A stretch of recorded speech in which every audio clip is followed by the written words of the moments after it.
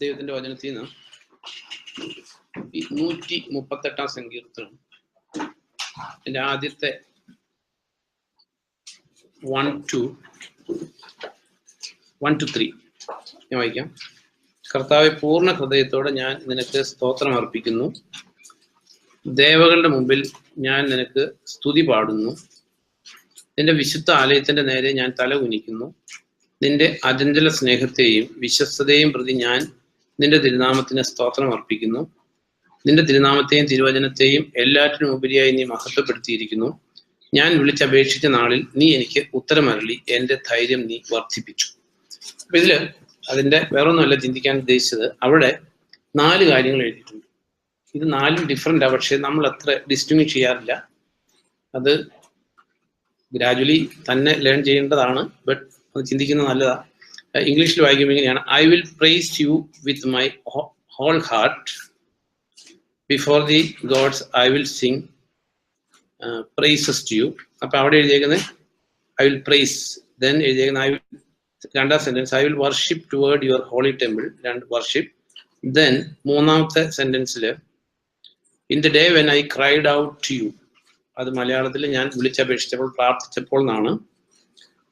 മൂന്നാമത്തത് ദെൻ, ഈ മലയാളത്തിൽ ഒന്നാം സെന്റൻസ് മലയാളത്തിൽ വായിക്കുമ്പോൾ കർത്താവെ, പൂർണ്ണ ഹൃദയത്തോടെ ഞാൻ നിനക്ക് സ്തോത്രം അർപ്പിക്കും. ദേവകളുടെ മുമ്പിൽ ഞാൻ നിനക്ക് സ്തുതി പാടും. 2, വിശുദ്ധ ആലയത്തിന് നേരെ ഞാൻ തല കുനിക്കുന്നു. 3, ഞാൻ വിളിച്ചപേക്ഷിച്ച നാൾ when I prayed to the Lord, cried out to the Lord, you increase my strength. അപ്പോൾ 4 കാര്യമാണ്. ഇത് 4 നമ്മൾ ഡിസ്റ്റിങ്വിഷ് ചെയ്യേണ്ടതാണ്. പൊതുവെ നമ്മളതിൽ എന്താ പറയുന്നത്, ഒരു ബൗണ്ടറി ഇടാനല്ല, അറ്റ് ദി സെയിം ടൈം അത് അറിയില്ല എന്ന് പറയുന്നത് ശരിയല്ല. ഒന്ന് താങ്ക്സ് ഗിവിങ്, അതായത് സ്തോത്രം, ദെൻ പ്രൈസ് സ്തുതി, ദെൻ വർഷിപ്പ്, ദെൻ പ്രയർ. നമ്മൾ ഈ 4 കാര്യമാണ്. പക്ഷെ അത് അതിന്റെ വയലേഷൻസ് നമ്മളുടെ പരിപാടികളിൽ കാണാറുണ്ട്. അതുകൊണ്ടൊന്നും ചിന്തിക്കുന്നതല്ല എന്ന് വിചാരിച്ചിട്ട്.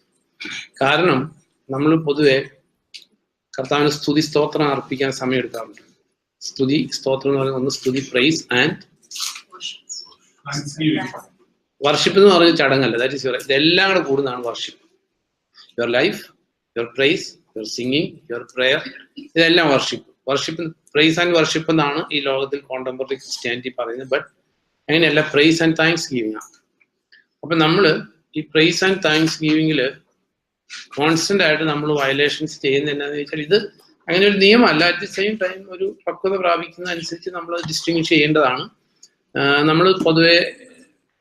ഒരുപോലെയാണ് പ്രാർത്ഥിക്കാറുണ്ട്. പ്രാർത്ഥന എന്ന് പറയുന്നത് നമ്മൾ സമയം ചെലവഴിക്കാറുണ്ട്. അവസാനം നമ്മൾ പ്രാർത്ഥനയ്ക്ക് സമയം പ്രാർത്ഥിക്കാറുണ്ട്, പ്രാർത്ഥന വിഷയങ്ങൾ പറയാറുണ്ട്. But when you are praising and thanksgiving, we used to pray. It's not correct. ശരിയല്ല. അതുകൊണ്ട് ദൈവം ആരെയും ശിക്ഷിച്ചെന്നോ അല്ലെ അങ്ങനെയൊന്നും ചെയ്യുന്നത് തെറ്റാണെന്നോ അല്ല. But as we are growing in maturity, we should distinguish. അപ്പൊ ഇവിടെ 4 എഴുതിയേക്കുന്നത്, കാരണം എഴുതിയേക്കുന്ന കാര്യങ്ങൾ നമ്മൾ പഠിച്ചു.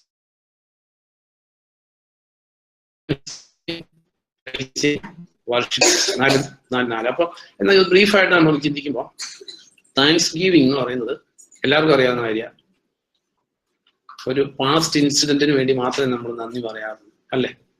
നമുക്ക് കിട്ടിക്കഴിഞ്ഞാൽ നന്ദി പറയുന്നത്. അപ്പോ ബട്ട് ഈ താങ്ക്സ് ഗിവിംഗ് തന്നെ ബൈബിളിൽ 2 ആയിട്ടുണ്ട്. ഒന്ന്, കർത്താവ് നമുക്ക് വേണ്ടി ചെയ്തതിനുള്ള നന്ദി.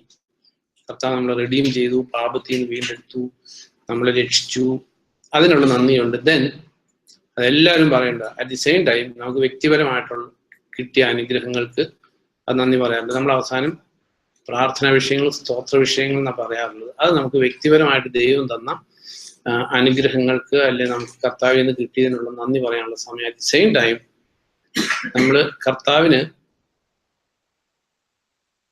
എന്നിടത്ത് നമുക്ക് ജോലി കിട്ടിയതിനോ അല്ലെങ്കിൽ നമുക്ക് രോഗസൗഖ്യത്തിന്റെ നന്ദി പറയേണ്ട സമയമല്ല.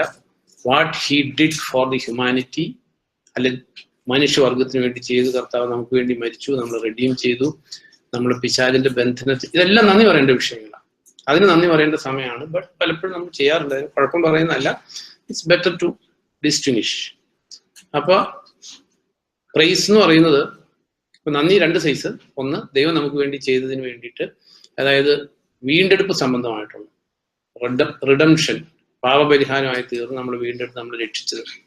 ദെൻ വ്യക്തിപരമായിട്ടുള്ള ജീവിതത്തിന് നന്ദി പറയുന്നത്, അത് നമ്മൾ നന്ദി പറയുന്ന സമയം ചെലവഴിക്കാറുണ്ട്. അപ്പൊ നന്ദി പറയണം. രണ്ടാന്നേ ഉള്ളൂ, നന്ദി പറയുന്നതിന് കുഴപ്പമില്ല. ദെൻ പ്രൈസ് എന്ന് പറയുന്നത് ദൈവത്തിന്റെ മഹത്വം, ദൈവമായിരിക്കുന്ന അവസ്ഥ, കർത്താവിന്റെ ഗ്രേറ്റ്നെസ്, ഹീസ് ക്രിയേറ്റർ, അല്ലെങ്കിൽ എല്ലാത്തെയും സൃഷ്ടിച്ച ദൈവം. ഇതുപോലെ വേറൊരു ദൈവമില്ല. He's only one God, the almighty. കർത്താവിന്റെ almighty nature, all powerful nature, അത് ആ കർത്താവിനെ പ്രൈസ് ചെയ്യുന്നത്. ദെൻ പ്രയർ എന്ന് പറയുന്നത് നമുക്കറിയാവുന്ന കാര്യമാണ്, നമ്മുടെ ആവശ്യങ്ങൾ ദൈവത്തോട് പറയുന്നതും കമ്മ്യൂണിക്കേഷൻ വിത്ത് ഗോഡാ പ്രയർ എന്ന് പറയുന്നത്.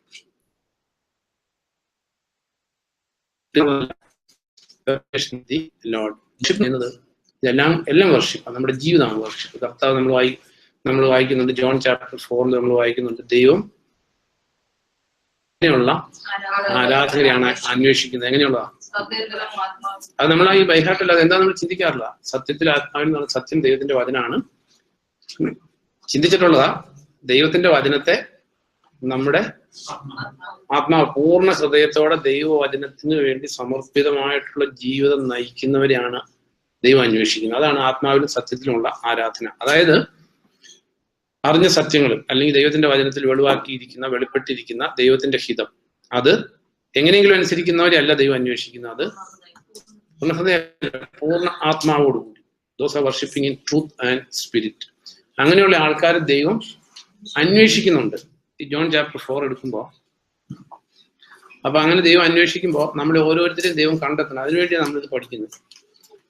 കർത്താവ് ജോൺ ചാപ്റ്റർ 4:24 തുടങ്ങി വായിക്കുമ്പോൾ ഇനി നമ്മൾ വായിക്കുന്നത്, ദൈവം ആത്മാവാണ്, അവനെ ആരാധിക്കുന്നവർ അരൂപിയിലും സത്യത്തിലും ആരാധിക്കണം. അതിനു മുമ്പ് നമ്മൾ വായിക്കുമ്പോൾ 23 തുടങ്ങി, രക്ഷ യഹൂദരിൽ നിന്നാണ്, എന്നാൽ യഥാർത്ഥ ആരാധകർ പിതാവിനെ അരൂപിയിലും സത്യത്തിലും ആരാധിക്കുന്ന സമയം വരുന്നു, അത് വന്നു കഴിഞ്ഞു. അത്തരം ആരാധകരെയാണ് പിതാവ് അന്വേഷിക്കുന്നത്. ഇത് ചിന്തിച്ചിട്ടുള്ള അറ്റ് ദി സെയിം ടൈം നമ്മൾ ഓർത്തിരിക്കേണ്ട ഒരു കാര്യം, അത്തരം ആരാധകരെ ആരെ അന്വേഷിക്കുന്നുണ്ട്? God is in search of such worshippers. അപ്പൊ അത് സത്യത്തിലും ആത്മാവിലും, ആ ആത്മാവ് നമ്മൾ ചിന്തിച്ച സ്മോൾ എസ് ആണ്, അതായത് നമ്മുടെ ആത്മാവാണ്, അല്ലാതെ ദൈവത്തിന്റെ പരിശുദ്ധാത്മാവിനെ അല്ല ഉദ്ദേശിച്ചിരിക്കുന്നത്. അപ്പൊ നമ്മളെ സംബന്ധിച്ച് നമുക്ക് എല്ലാവർക്കും ഉണ്ടായിരിക്കേണ്ട ഒരു ക്യാരക്ടറാണ് അല്ലെങ്കിൽ ദൈവത്തിന്റെ വചനം അറിഞ്ഞ സത്യം എന്നുള്ളതല്ല, കൂടുതൽ അറിയാനായിട്ട് തീക്ഷ്ണതയോടെ അന്വേഷിച്ച് പൂർണ്ണ ആത്മാവോടുകൂടി അനുസരിക്കാനുള്ള ഒരു ദൈവത്തിന്റെ കണ്ണ് നമ്മുടെ മേൽ. സാം 33 അതിന്റെ 18ാം സെന്റൻസില്, സാം 33:18 ഒന്ന് വായിക്കോ?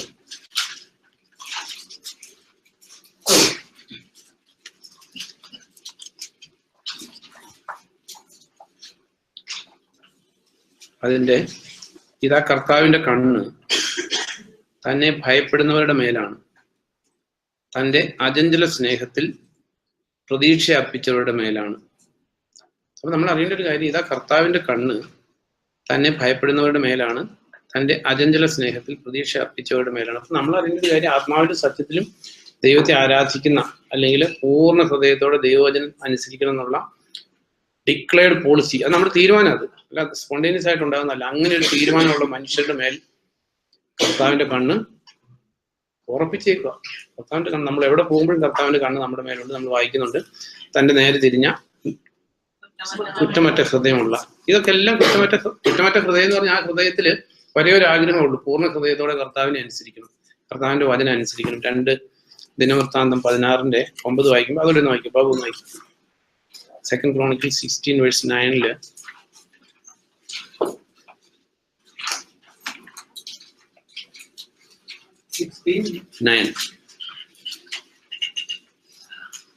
തന്റെ നേരെ തിരിഞ്ഞ കുറ്റമറ്റ ഹൃദയമുള്ളവർക്ക് വേണ്ടി സ്വന്തം കരുത്ത് കാട്ടാൻ കർത്താവിന്റെ ദൃഷ്ടികൾ ഭൂമിയിലെങ്ങും അങ്ങോട്ടും ഇങ്ങോട്ടും ചുറ്റിത്തിരിയുന്നു. അതെ, അപ്പൊ കർത്താവിന്റെ നേരെ തിരിഞ്ഞ കുറ്റമറ്റ ഹൃദയം എന്ന് പറഞ്ഞാൽ വേറൊന്നും അല്ല, പൂർണ്ണ ഹൃദയത്തോടെ കർത്താവിനെ അനുസരിക്കണം എന്നുള്ള തീരുമാനം. there may be shortcomings ഇല്ലാത്ത മനുഷ്യരില്ല. അറ്റ് സെയിം ടൈം നമ്മുടെ തീരുമാനം എന്താ? ഹൃദയത്തിന്റെ തീരുമാനം പൂർണ്ണ ഹൃദയത്തോടെ, അല്ലെങ്കിൽ എൻ്റെ ജീവിതത്തിന്റെ ലക്ഷ്യം ദൈവത്തെ അനുസരിക്കുക എന്നുള്ളതാണ്.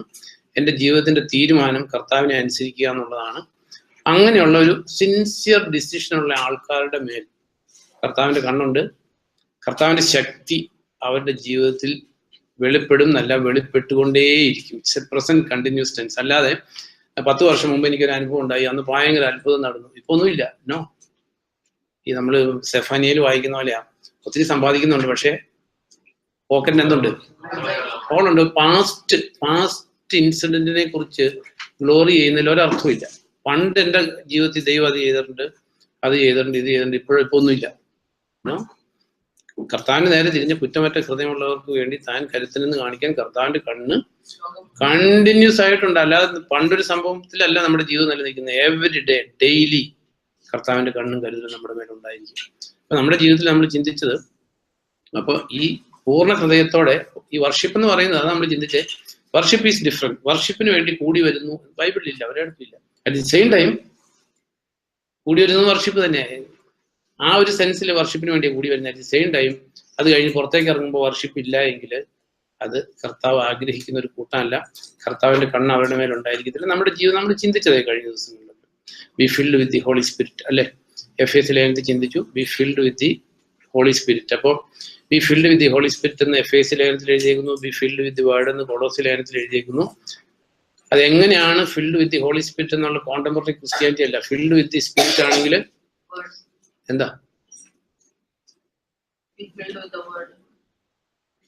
എങ്ങനെ അറിയുന്നത് എങ്ങനെയാന്ന് ചോദിച്ചു. കാരണം ഇതൊരു ഞാൻ ക്വിസ് ചോദിക്കാം. നമ്മൾ പഠിക്കുന്ന കാര്യമൊന്നും അറിയില്ല, പിന്നെ പഠിച്ചിട്ട് കാര്യമില്ല. അതായത് be filled with the Holy Spirit അല്ലെങ്കിൽ സ്പിരിറ്റ് ഫിൽഡ് ലൈഫ് എന്ന് പറഞ്ഞാൽ എന്താ? ഒന്നുമല്ല. ഇതൊക്കെ നമ്മളൊരു 5-6 ആഴ്ച പഠിച്ച.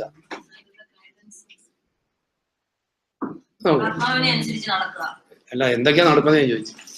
ഇതെല്ലാം ഓരോ ഡെഫിനേഷൻ. ആത്മാവിന് ആർക്കെങ്കിലും കാണാൻ പറ്റുമോ നടക്കുന്ന ആത്മാവിനെ അനുസരിച്ചാണ്? ഇവിടെ നിന്ന് ഇറങ്ങി ബുൾക്രീക്കിന് പോകും, ആത്മാവിനെ അനുസരിച്ചാണ് പോണേ. അല്ലെങ്കിൽ നമ്മളിങ്ങനെ ആത്മാവിനെ അനുസരിച്ച് നടക്കും. ഓരോ ജഡത്തെ ഓർക്കമല്ല. ഭാര്യ ഇങ്ങനെ ആയിരിക്കണം, ഭർത്താവ് ഇങ്ങനെ ആയിരിക്കണം, മക്കൾ ഇങ്ങനെ ആയിരിക്കണം, ജോലി ചെയ്യുന്നിടത്ത് ഇങ്ങനെ ആയിരിക്കണം. ഇതാ ബി ഫിൽഡ് വിത്ത് സ്പിരിറ്റ്. അല്ല ജഡത്തെ ക്രൂശിച്ചോന്ന് അറിയുന്നത് ജീവിതത്തിലാണ്. അല്ല ആരെങ്കിലും ജഡത്തെ ക്രൂശിക്കാത്ത ആരെങ്കിലും ഉണ്ട്? എല്ലാവരും ക്രൂശിച്ചാല. പക്ഷെ ജീവിതം വരുമ്പോൾ ആരെങ്കിലും നോക്കാം. നമ്മൾ ചിന്തിക്കുന്നത് അത് ചിന്തിക്കാനല്ല ഞാൻ ഇന്ന് ഓർത്ത്. പക്ഷെ ഇത് ബേസിക് ലെസൺസ് അറിയില്ല, പിന്നെ എന്ത് ചെയ്യാൻ പറ്റും?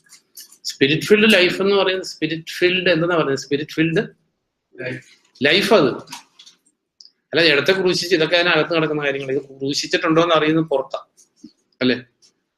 നമ്മൾ എഴുതിയിട്ടുണ്ട് എഫേസ്യ ലേഖനത്തിലും കൊളോസ്യ ലേഖനത്തിലും എഴുതിയേക്കുന്നതാണ് സ്പിരിറ്റ് ഫീൽഡ് ലൈഫ്. അല്ലാതെ ഭാഷാപരം പറയുന്നതുമല്ല, ഭൂതത്തെ പുറത്താക്കുന്നതുമല്ല, പ്രവചിക്കുന്നതും അല്ല, രോഗശാന്തി കൊടുക്കുന്നതല്ല. ഇതെല്ലാം ചെയ്തിട്ട് മരിച്ച് നരകത്തിൽ പോകാൻ പറ്റും. നമ്മൾ ചിന്തിച്ചിട്ടുള്ളതാ.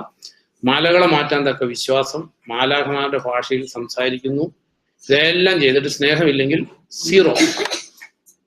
അപ്പൊ നമ്മൾ അറിയുന്ന സ്പിരിറ്റ് ഫീൽഡ് ലൈഫാണോ? സ്പിരിറ്റ് ഫീൽഡ് ലൈഫ് കർത്താവ് തന്നെ പറഞ്ഞു, a tree is known by its fruit. ഒരു ഭാര്യ ജീവിക്കേണ്ട പോലെ അല്ല ജീവിക്കുന്നെങ്കിൽ രാവിലെ തുടങ്ങി വൈകുന്നേരം വരെ മാലാഖമാരുടെ ഭാഷയിൽ സംസാരിച്ചിട്ട് മരിച്ച് നരകത്തിൽ പോകും. അല്ലെങ്കിൽ ഭർത്താവ് ജീവിക്കേണ്ട പോലെ, അല്ലെങ്കിൽ ഭാര്യ ഭർത്തൃ ബന്ധം. അത് ആദ്യം എഴുതിയേക്കുന്നത് ഭാര്യ ഭർത്തൃ. അവിടെ നിന്നാണ് സ്റ്റാർട്ടിങ്. ഏതെങ്കിലും തോട്ടത്തിൽ ഭാര്യ ഭർത്താവുമായിരുന്നു. ഈ ഭാര്യ ഭർത്തൃ ബന്ധത്തിൽ ശരിയല്ലെങ്കിൽ പിന്നീടുള്ള ഒന്നും ശരിയാവില്ല കുടുംബത്തിൽ. ദെൻ അതിന്റെ ചെല്ലുന്നിടത്ത് ജോലി സ്ഥലത്ത് ശരിയാകത്തില്ല, ഒരിടത്തും ശരിയാകത്തില്ല, എല്ലായിടത്തും അതിന്റെ റിപ്പർക്കഷൻസ് വരും. അപ്പൊ നമ്മളെ സംബന്ധിച്ച് നമ്മൾ ഈ സ്പിരിറ്റ് ഫീൽഡ് ലൈഫ് എന്ന് പറയുന്നത് സ്പിരിറ്റ് ഫീൽഡ് ലൈഫാണ്. അല്ല നമ്മൾ പറയാൻ ജഡത്തെ ക്രൂശിക്കുന്നതാണ്. ജഡത്തെ ക്രൂശിക്കുന്ന ആർക്കെങ്കിലും കാണാൻ പറ്റും? പിന്നെ ക്രൂശീകരണം വലിയ നടക്കുന്നുണ്ടോ? അതെ, ഇതൊക്കെ ഇതിന്റെ തിയറിയാ. പ്രാക്ടിക്കലായിട്ട് നമ്മുടെ ലൈഫിൽ ഇല്ലെങ്കിൽ ക്രിസ്ത്യാനിറ്റി എന്ന് പറയുന്നത് down to the earth it is practical ലൈഫാണ്. ഈ ദൈവവചനപ്രകാരമുള്ള ലൈഫാണ്, ദൈവവചന അനുസരിച്ചുള്ള ലൈഫാണ്. അപ്പൊ നമ്മുടെ ജീവിതത്തിൽ നമ്മൾ ചിന്തിച്ചത് അങ്ങനെയുള്ള സ്പിരിറ്റ് ഫീൽഡ് ആണോ എന്ന് അറിയുന്നത് എവിടെ അറിയുന്നത്? ഇപ്പൊ ലോകത്തിൽ അറിയപ്പെടുന്നത് സ്പിരിറ്റ് ഫീൽഡ് ലൈഫ്. ഭാഷാവരത്തിൽ പ്രാർത്ഥിക്കുന്നവരെല്ലാം അഭിഷേകം പ്രാപിച്ചവര്. നമ്മൾ ഈ ലോകത്തിലെ കോണ്ടംപററി ക്രിസ്ത്യാനിറ്റിന്ന് ലെസൺസ് പഠിച്ചാല് നമ്മുടെ ജീവിതം വേസ്റ്റ് ആയി പോകും. കൊർണേലിയസിന്റെ വീട്ടിലുള്ളവര് the first day of their conversion they were all speaking in tongues. അത് അവര് ദൈവത്തിന്റെ പരിശുദ്ധാത്മാവ് അവരുടെ ഉള്ളിൽ പ്രവേശിച്ചു, നല്ലൊരു ഗിഫ്റ്റ് കിട്ടി. പക്ഷെ അവരുടെ ലൈഫ് സ്പിരിറ്റ് ഫിൽഡ് ലൈഫായിരുന്നു എന്ന് കൊർണേലിയസിന്റെ വീട്ടിലുള്ളവരുടെ ഫസ്റ്റ് ഡേ പറയാൻ പറ്റുമോ? Nobody can say. Spirit filled life എന്ന് പറയുന്നത് അത് ഡെയിലി ലൈഫാ, ഓൺ ഗോയിങ് ലൈഫാ, മരണം വരെയുള്ള ലൈഫാ. ആ ലൈഫിനെയാണ് കർത്താവ് റിവാർഡ് ചെയ്യുകയും കർത്താവ് നോക്കുകയും ചെയ്യുന്നത്. അപ്പൊ നമ്മുടെ ജീവിതത്തിൽ ദൈവം ആഗ്രഹിക്കുന്ന അതാണ് B continuously filled with the spirit എന്ന് പറഞ്ഞിട്ട് ഗലേഷ്യൻസിൽ കഴിഞ്ഞ നമ്മൾ ചിന്തിച്ചു 5:16 അത് ഇംഗ്ലീഷിൽ വായിക്കുമ്പോൾ, ഇംഗ്ലീഷിൽ വായിക്കോ? ഡോൺ എന്ന് വായിച്ചു ഇംഗ്ലീഷ്. ഗലേഷ്യൻസ് 5:16.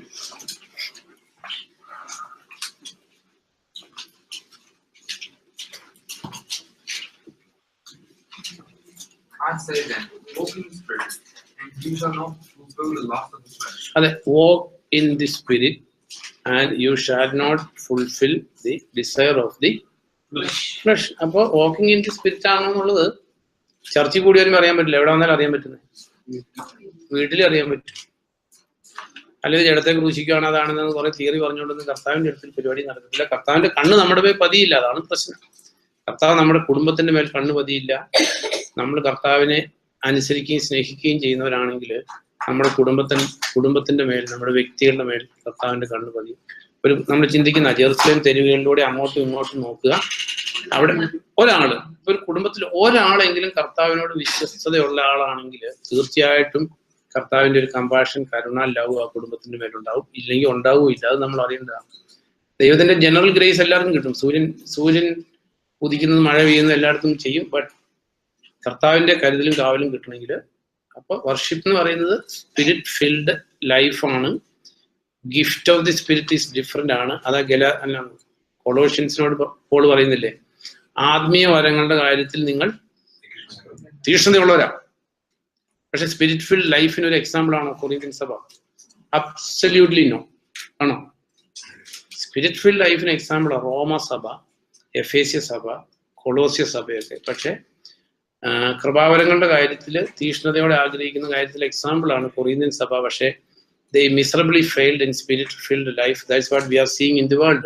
ഇന്ന് ഏകദേശം അങ്ങനെയൊക്കെ തന്നെ. കൃപാവരങ്ങളുടെ കാര്യത്തിൽ തീക്ഷ്ണതയുള്ളവർ പലപ്പോഴും സ്പിരിറ്റ് ഫിൽഡ് ലൈഫ് ശ്രദ്ധിക്കാറില്ല. അറ്റ് ദി സെയിം ടൈം നമ്മളെ സംബന്ധിച്ച് കൃപാവരങ്ങളുടെ കാര്യത്തിലും തീക്ഷ്ണതയുള്ളവരായിരിക്കണം, സ്പിരിറ്റ് ഫിൽഡ് ലൈഫിന്റെ കാര്യത്തിലും തീക്ഷ്ണതയുള്ളവരായിരിക്കണം. കൃപാവരങ്ങൾ കിട്ടിയത് കൊണ്ട് സ്വർഗത്തിൽ പോകുന്ന പോലും ഒരു ഗ്യാരണ്ടി ഇല്ല. സ്പിരിറ്റ് ഫിൽഡ് ലൈഫ് അല്ലെങ്കിൽ ജീവിതം തന്നെ നഷ്ടപ്പെട്ടു. കൊറിന്തോസുകാർക്ക് എഴുതുമ്പോൾ പോൾ പറയുന്നുണ്ട്, ജസ്റ്റ് നോക്കുന്നല്ല, 1 കൊരിന്ത്യർ 14 നമ്മൾ ചിന്തിക്കും ഈ 4 ഡിസ്റ്റിങ്ഷ് ചെയ്യണം: worship, praise, thanksgiving and prayer. 4 1 കൊരിന്ത്യർ 14 അധ്യായത്തില് അതിന്റെ സെന്റൻസ് വായിക്കാം. അതിന്റെ 12 തുടങ്ങി വായിക്കുമ്പോ അതിന് വായിക്കും, മാറി വായിക്കാം. അപ്പോ നിങ്ങളുടെ വായിച്ചോണ്ടിരുന്ന് നിർത്താനല്ല. നിങ്ങളുടെ കാര്യവും അങ്ങനെ ആത്മാവിന്റെ വരങ്ങളുടെ കാര്യത്തിൽ നിങ്ങൾ ശുഷ്കാന്തിയുള്ളവരായതുകൊണ്ട് സഭയുടെ വളർച്ചയ്ക്ക് ഉതകുന്ന വരങ്ങൾക്കായി ഉത്സാഹിക്കുക. അതുകൊണ്ട് ഒരു കാര്യം നമ്മൾ ചിന്തിക്കുക, അത് മാത്രം വായിച്ചാൽ മതി. അപ്പൊ കൊറിന്തോസുകാര് നിങ്ങളുടെ കാര്യം അങ്ങനെ തന്നെ, ആത്മാവിന്റെ വരങ്ങളുടെ കാര്യത്തിൽ നിങ്ങൾ ശുഷ്കാന്തി ഉള്ളവരായതുകൊണ്ട് സഭയുടെ വളർച്ചയ്ക്ക് ഉതകുന്ന വരങ്ങൾക്കായി ഉത്സാഹിക്കുക. സഭയുടെ വളർച്ചയ്ക്ക് ഉതകുന്ന വരം ഏതാ? പ്രൊഫസി. അതിനുവേണ്ടി ഉത്സാഹിക്കാറുണ്ടോ? കാരണം ഇതെല്ലാം കമാൻഡ്മെന്റ്സ് ഓഫ് ദി ലോർഡ്. ഇത് സഭയ്ക്കുള്ള എങ്ങനെയാ? അതിനുവേണ്ടി ഉത്സാഹിക്കാറുണ്ടോ? എങ്ങനെയാ? കാരണം ഇത് നോക്ക്, ബൈബിൾ സർവ്വ ആയുധവർഗവും ധരിക്കാതെ നമുക്കൊരു വിക്ടോറിയസ് ക്രിസ്ത്യൻ ലൈഫ് പറ്റില്ല. സർവ്വ ആയുധവർഗവും ധരിക്കണം. 14:1 വായിക്കുമ്പോൾ 1 കൊരിന്ത്യർ 14:1 സ്നേഹമായിരിക്കണം നിങ്ങളുടെ ലക്ഷ്യം, ആധ്യാത്മിക വരങ്ങൾക്കായി വിശേഷിച്ച് പ്രവചന വരത്തിനായി തീക്ഷ്ണതയോടെ ആഗ്രഹിക്കുക. അപ്പൊ ഇതിനകത്ത് ഈ ഉപദേശങ്ങളെല്ലാം അങ്ങോട്ടും ഇങ്ങോട്ടും പ്രശ്നമായിട്ടാണ് കിടക്കുന്നത്. പക്ഷെ നമ്മൾ കറക്റ്റായിട്ട് പഠിക്കാൻ പറ്റും. അപ്പോ നമ്മൾ രക്ഷിക്കപ്പെട്ട് ദൈവത്തിന്റെ പരിശുദ്ധാത്മാവിനെ നമ്മൾ കർത്താവായ യേശുക്രിസ്തുവിനെ സ്വീകരിക്കുന്ന പോലെ തന്നെ നമ്മൾ കർത്താവായിട്ടുള്ള ആത്മാവിനെ സ്വീകരിച്ചു. അതാണ് പൗലോസ് ചോദിക്കുന്നത്. നിങ്ങൾ വിശ്വസിച്ചപ്പോൾ പരിശുദ്ധാത്മാവിനെ സ്വീകരിച്ചു. നമ്മൾ സ്വീകരിച്ചവര് ആത്മീയ വരങ്ങൾക്കായിട്ട് എന്ത് ചെയ്യണം? തീക്ഷ്ണതാപൂർവ്വം കാക്ഷിക്കണം. അല്ലാതെ കൃപാവരങ്ങൾ നിന്നുപോയി എന്നുള്ള പഠിപ്പിക്കലല്ല. അറ്റ് ദി സെയിം ടൈം ഞാൻ 10 വർഷമായിട്ട് ആത്മാവിന് വേണ്ടി കാത്തിരിക്കുമായിരുന്നു, ഇപ്പോഴാണ് കിട്ടിയെന്നുള്ള അട്ടർലി അൺബിബ്ലിക്കൽ ആയിട്ടുള്ള ടീച്ചിങ് നമ്മുടെ ഇടയിൽ കയറാൻ പാടില്ല. ഇങ്ങനെ പറയാറുണ്ട്, ബ്രദറന്മാർ അവർ ആത്മാവില്ലാത്തവരാ. ഇങ്ങനെ അവിടുന്ന് ഇവിടുന്ന് ഒക്കെ കേൾക്കുന്ന സ്റ്റേറ്റ്മെന്റ്സ് നമ്മുടെ വായിൽ നിന്ന് വരാൻ പാടില്ല. കാരണം ദൈവത്തിന്റെ ആത്മാവിനാൽ അല്ലാതെ യേശു കർത്താവ് എന്ന് പറയാൻ, അതായത് രക്ഷിക്കപ്പെടുക എന്ന് പറഞ്ഞാൽ രക്ഷിക്കപ്പെട്ട ദൈവത്തിന്റെ ആത്മാവ് ഉള്ളിൽ ഉണ്ടായേ പറ്റൂ, ഇല്ലെങ്കിൽ രക്ഷിക്കപ്പെടാൻ പറ്റില്ല. ദൈവത്തിന്റെ ആത്മാവ് ഇല്ലാത്തവൻ ദൈവത്തിനുള്ളവനല്ല. അതിന്റെ റെഫറൻസ് ഇതൊക്കെ ഒന്ന് അറിയേണ്ടതാണ്. ദൈവത്തിന്റെ ആത്മാവ് ഇല്ലാത്തവൻ ദൈവത്തിനുള്ളവനല്ല. ഏതാ? കാരണം ഇത് നമ്മൾ അറിയേണ്ട ഒരു കാര്യം. കാരണം ദൈവത്തിന്റെ ആത്മാവ് ഉള്ളിലില്ലെങ്കിൽ പിശാചിനുള്ളത് അത് സീലത്. നമ്മളിങ്ങനെ എന്താ പറയുന്നത്, ഈ നമ്മുടെ നാട്ടിലൊക്കെ ഈ കശാപ്പിന് കൊണ്ടുവന്ന് കന്നാലിയിൽ ഇങ്ങനെ സീലടിച്ചിട്ടുണ്ടോ, സ്റ്റാറ്റ്യൂട്ടറിയാണ് എന്ന് പറഞ്ഞ പോലെ രക്ഷിക്കപ്പെട്ടവന്റെ മേലെ സീലുണ്ട് പരിശുദ്ധാത്മാവിന്റെ. ദൈവത്തിന്റെ ആത്മാവ് ഇല്ലെങ്കിൽ, ആ സീലില്ലെങ്കിൽ, it's not belong to God. ദുഃഖകരമായിട്ടൊരു കാര്യമാണ്. ദൈവത്തിന്റെ ആത്മാവ് ഇല്ലെങ്കിൽ മരിച്ച് നരകത്തിൽ പോകും. അപ്പൊ അത് നമ്മൾ ഈ കഴിഞ്ഞ ദിവസം പഠിച്ച റെഫറൻസ് അറിയേണ്ട, ഞാൻ ഉറക്കം വരാതിരിക്കാൻ ചോദിച്ച റോമൻസ് 8:9 ആണ്. ദൈവത്തിന്റെ ആത്മാവില്ലാത്തവൻ. അപ്പൊ എങ്ങനെ നമുക്കൊരു കോൺഫിഡൻസ് ഉണ്ടോ ദൈവത്തിന്റെ ആത്മാവ് നമ്മുടെ ഉള്ളിലുണ്ടെന്ന്? ഉണ്ടോ? ഉണ്ടോന്ന് അറിയില്ല. ഉണ്ടെന്ന് നമ്മൾ പറഞ്ഞാൽ പോലെ, എങ്ങനെ നമ്മൾ അറിയുന്നതിനോടെ അറിയണം. കാരണം ഇതെല്ലാം എഴുതിയിരിക്കുന്ന കാര്യങ്ങളാണ്. എങ്ങനെ നമുക്ക് ദൈവത്തിന്റെ ആത്മാവ് ഉണ്ടോന്ന് എങ്ങനെ അറിയുന്നു?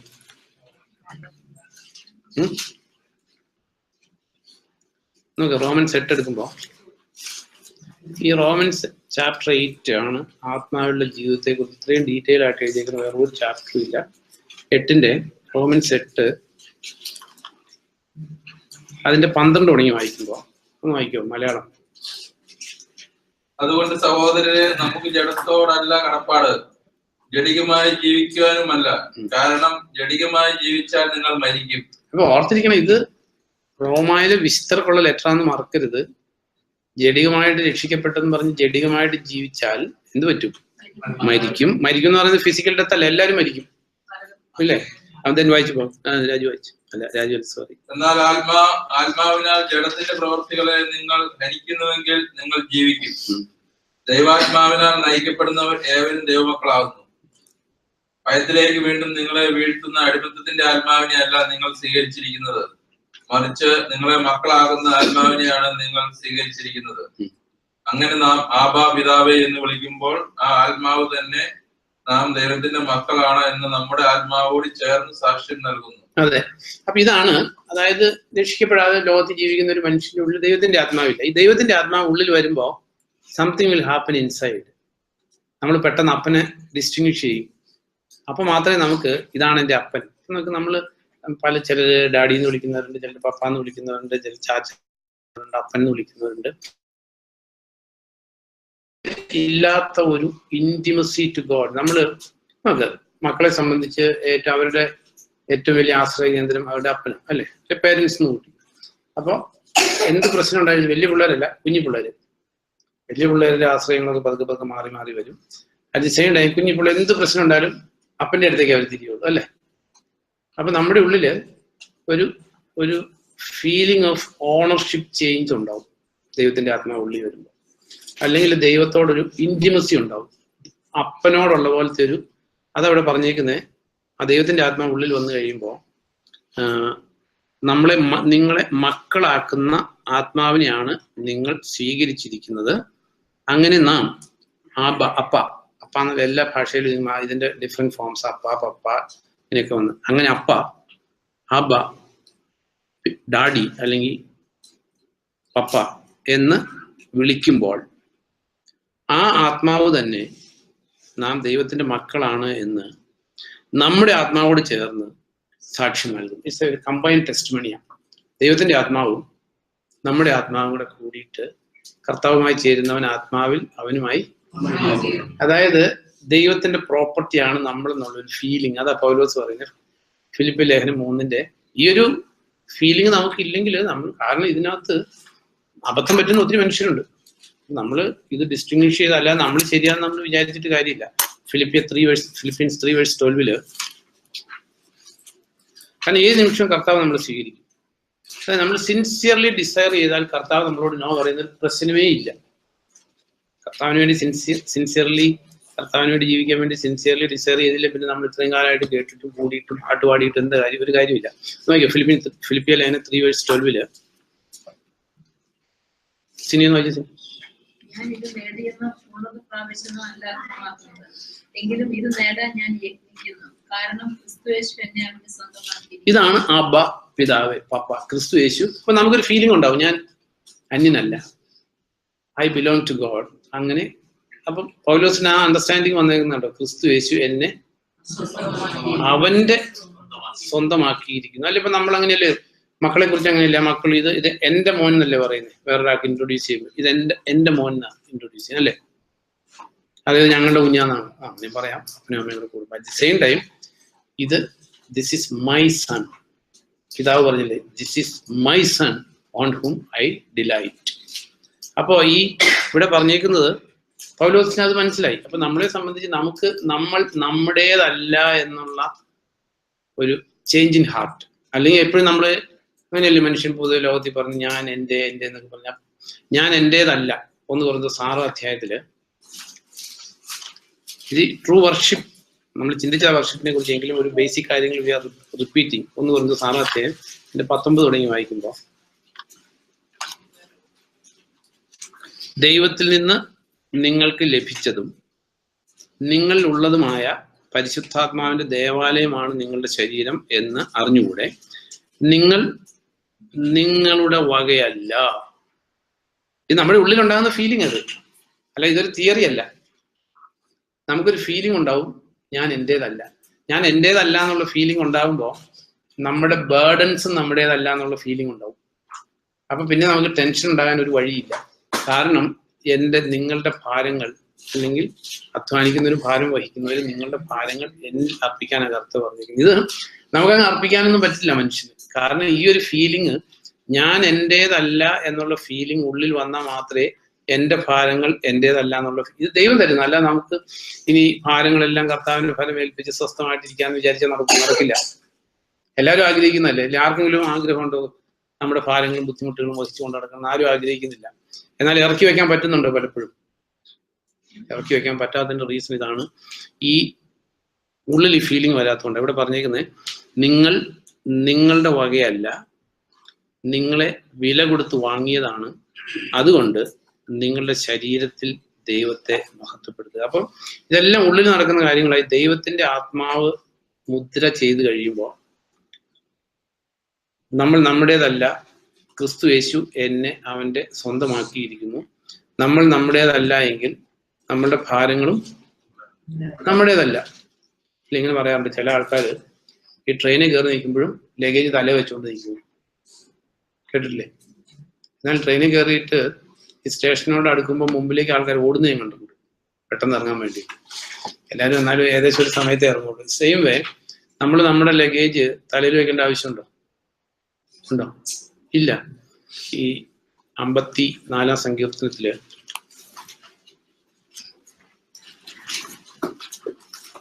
Psalm 54 അതിന്റെ 22 ഉറക്കം വരുന്ന ആൾക്കാർ വായിക്കട്ടോ. 54:22 55:22 ആരും വായിക്കുന്നില്ല. നിന്റെ ചുവട് കർത്താവിന്റെ മേൽ വെക്കുക, അവൻ നിന്നെ നിലനിർത്തും. കർമ്മിഷ്ഠന് ഇളക്കമുണ്ടാകാൻ അവൻ ഒരിക്കലും സമ്മതിക്കില്ല. അപ്പൊ നമ്മൾ അറിയേണ്ട ഒരു കാര്യം, നിന്റെ ചുമട് കർത്താവിന്റെ മേൽ വയ്ക്കുക. നമ്മളൊന്ന് ആലോചിച്ചു, ഇപ്പം നമ്മുടെ പിള്ളേർക്ക് ഒരു ബുദ്ധിമുട്ട് വരുമ്പോഴേ വേറൊരു വീട്ടിലെ അപ്പന്റെ അടുത്ത് എന്ന് പറയില്ല, പറയോ? That's A difference. നിന്റെ ചുമട് കർത്താവിന്റെ മേൽ വയ്ക്കുക. ഈ കർത്താവിന്റെ മേൽ വയ്ക്കണ ഈ കർത്താവിന്റെ അപ്പനാന്നുള്ള ഫീലിംഗ് ആണ്. എനിക്ക് എപ്പോ വേണേലും ചെല്ലാം, എപ്പോ വേണേലും ചെന്ന് എന്ത് കാര്യം വേണേലും പറയാം. ഇത് ഹീസ് മൈൻ, അവൻ എന്റേതാണ്, ഞാൻ അവൻ്റേതുമാണെന്നുള്ള ഈ ഫീലിംഗിലേക്ക് ഭാരമൊന്നും വെക്കാൻ പറ്റത്തില്ല. ഭാരം കയ്യിൽ തന്നെ ഇരിക്കും. നമ്മുടെ ഭാരം കർത്താവിന് ഫലം ഏൽപ്പിക്കണമെങ്കിൽ ഞാൻ കർത്താവിൻ്റെതും കർത്താവ് എൻ്റേതുമാണെന്നുള്ള ഫീലിംഗ് വരണം. അവൻ എൻ്റേതാണ്, അവൻ കാക്ഷിക്കുന്നത് എന്നെയാണ്. അത് ഏത് ബുക്കാ? അപ്പൊ ഇത് അല്ലാതെ നമുക്ക് കർത്താവിന് മേൽ ഭാരം വെക്കാൻ പറ്റത്തില്ല. എന്നിട്ട് ഒരു കാര്യം പറഞ്ഞേക്കുവാണ്, അവൻ നിന്നെ നിലനിർത്തും, ധർമ്മിഷ്ഠന് ഇളക്കമുണ്ടാകാൻ അവൻ ഒരിക്കലും സമ്മതിക്കുന്ന പ്രശ്നമില്ല. Never never never. അങ്ങനെ ഒരു case it was never reported in the history of the universe. ദൈവത്തിൽ ആശ്രയിച്ച ഒരു മനുഷ്യന് ഇളക്കം ഉണ്ടാകാൻ ദൈവം ഒരിക്കലും സമ്മതിക്കത്തില്ല. അപ്പോൾ ഈ ഇളക്കം ഉണ്ടാകുന്ന എപ്പോഴാണെന്നറിയാം? ഈ ചുമട് കർത്താവിന്റെ മേൽ വെക്കാത്തപ്പോഴാണ്. നമുക്ക് കർത്താവിന്റെ മേലെ ചുവട് വെച്ചിട്ട് നമ്മൾ വായിക്കുന്ന പോലെ സങ്കീർത്തനത്തിൽ വായിക്കുന്നില്ലേ, കൊച്ചു കുഞ്ഞ് അമ്മയുടെ മടിത്തട്ടിലിരിക്കുന്ന പോലെ നമ്മളെ തന്നെ സ്വസ്ഥന ശാന്തനമാക്കി ഇരിക്കണമെങ്കിൽ ഈ ഫീലിംഗ് ഉണ്ടാവണം. ഈ ഫീലിംഗ് ഉണ്ടാണെങ്കിൽ ഫസ്റ്റ് ഓഫ് ഓൾ ഓക്കെ, നമ്മൾ വായിക്കുന്നുണ്ട് കർത്താവിന്റെ പ്രാർത്ഥനയിൽ നിന്റേതെല്ലാം അല്ല എന്റേതെല്ലാം നിന്റേത്, നിന്റേതെല്ലാം. നമുക്കിങ്ങനെ നമുക്കൊരു ശരി ഇത് തിയറി ഒന്നും അല്ല, ഇങ്ങനെ ജീവിക്കാൻ പറ്റാത്തൊരു കാര്യമല്ല, പറ്റുന്ന കാര്യമാണ്. These are all the basic Christian teachings. ഇത് നമുക്ക് എത്തിപ്പെടാൻ പറ്റിയില്ലെങ്കിൽ നമ്മൾ ദൂരെ നിന്ന് കണ്ട് അഭിവാദനം ചെയ്തിട്ട് ഈ ലോകത്തിൽ അന്യരും പരദേശികളെന്ന് പറഞ്ഞ് മരിക്കാനേ പറ്റൂ. ഇത് പ്രാപിക്കാൻ പറ്റത്തില്ല. അപ്പൊ ഇവിടെ പറഞ്ഞേക്കുന്നത് നിന്റെ ചുമട് കർത്താവിന്റെ മേൽ വെക്കുക, അവൻ നിന്നെ നിലനിർത്തും. ഏത് അപ്പോസ്തലനാണ് ന്യൂ ടെസ്റ്റമെന്റിൽ കോട്ട് ചെയ്തേക്കുന്നത്? John Peter, first Peter. അതായത് അവൻ നിങ്ങളെ കുറിച്ച് ശ്രദ്ധാലുവാണ്. ആലോചിച്ച് നോക്ക്. ദെൻ ഹീബ്രൂസ് 13:5 തുടങ്ങി വായിക്കുമ്പോൾ ഇതെല്ലാം നമ്മൾ ഈ വർഷിപ്പുമായിട്ടുള്ള ഇതൊക്കെയാണ് വർഷിപ്പ്. അല്ല, വർഷിപ്പ് എന്ന് പറയുന്ന ഒരു ചടങ്ങല്ല. നോ. ഹീബ്രൂസ് 13:5 വായിക്കാം. നിങ്ങളുടെ ജീവിതം ഉള്ളതുകൊണ്ട് തൃപ്തിപ്പെടുക, ഞാൻ നിന്നെ തള്ളിക്കളയുകയില്ല ഉപേക്ഷിക്കുകയില്ല എന്ന് അവൻ അരുൾ ചെയ്തിട്ടുണ്ടല്ലോ. അതുകൊണ്ട് നമുക്ക് ആത്മവിശ്വാസത്തോടെ പറയാം, കർത്താവാണ് എന്റെ സഹായി, ഞാൻ ഭയപ്പെടുകയില്ല. അതെ. അപ്പൊ ഇത് പറഞ്ഞേക്കുന്നേ 5ാം സെന്റൻസ്, ദ്രവ്യാഗ്രഹത്തിൽ നിന്ന് വിമുക്തമായിരിക്കട്ടെ നിങ്ങളുടെ ജീവിതം. കാരണം കർത്താവിലുള്ള വിശ്വാസവും ദ്രവ്യത്തിലുള്ള വിശ്വാസവും ഓപ്പോസിറ്റ് ഫോഴ്സുകളാണ്. കർത്താവിൽ വിശ്വസിക്കുന്ന ആൾക്ക് ദ്രവ്യാഗ്രഹം ഉണ്ടാകാൻ പറ്റില്ല, ഇമ്പോസിബിളാണ്. കാരണം നമ്മൾ വായിക്കുന്നില്ല, സഭാപ്രസംഗി വായിക്കുന്നുണ്ട്, വിജ്ഞാനം നൽകുന്ന സംരക്ഷണം. രണ്ട് ഫോഴ്സാണ്. വിജ്ഞാനം നൽകുന്ന സംരക്ഷണം എന്ന് പറഞ്ഞാൽ ദൈവം നൽകുന്ന. അപ്പം ദൈവം നൽകുന്ന സംരക്ഷണത്തിൽ ആശ്രയിക്കുന്ന മനുഷ്യൻ ഒരിക്കലും സമ്പത്തിൽ ആശ്രയിക്കുന്ന ആളായിരിക്കില്ല. സമ്പത്തിൽ ആശ്രയിക്കുന്ന ആള് ഒരിക്കലും ദൈവം തരുന്ന സംരക്ഷണത്തിൽ ആശ്രയിക്കുന്ന ആളായിരിക്കില്ല. അങ്ങനെ പറയും നമ്മൾ ചെയ്യേണ്ട ആൾക്കാർ പൊതുവെ നമ്മൾ ചെയ്യേണ്ട കാര്യം നമ്മൾ ചെയ്യേണ്ടെന്ന് ആരെങ്കിലും പറയുന്ന കാര്യമാണ്.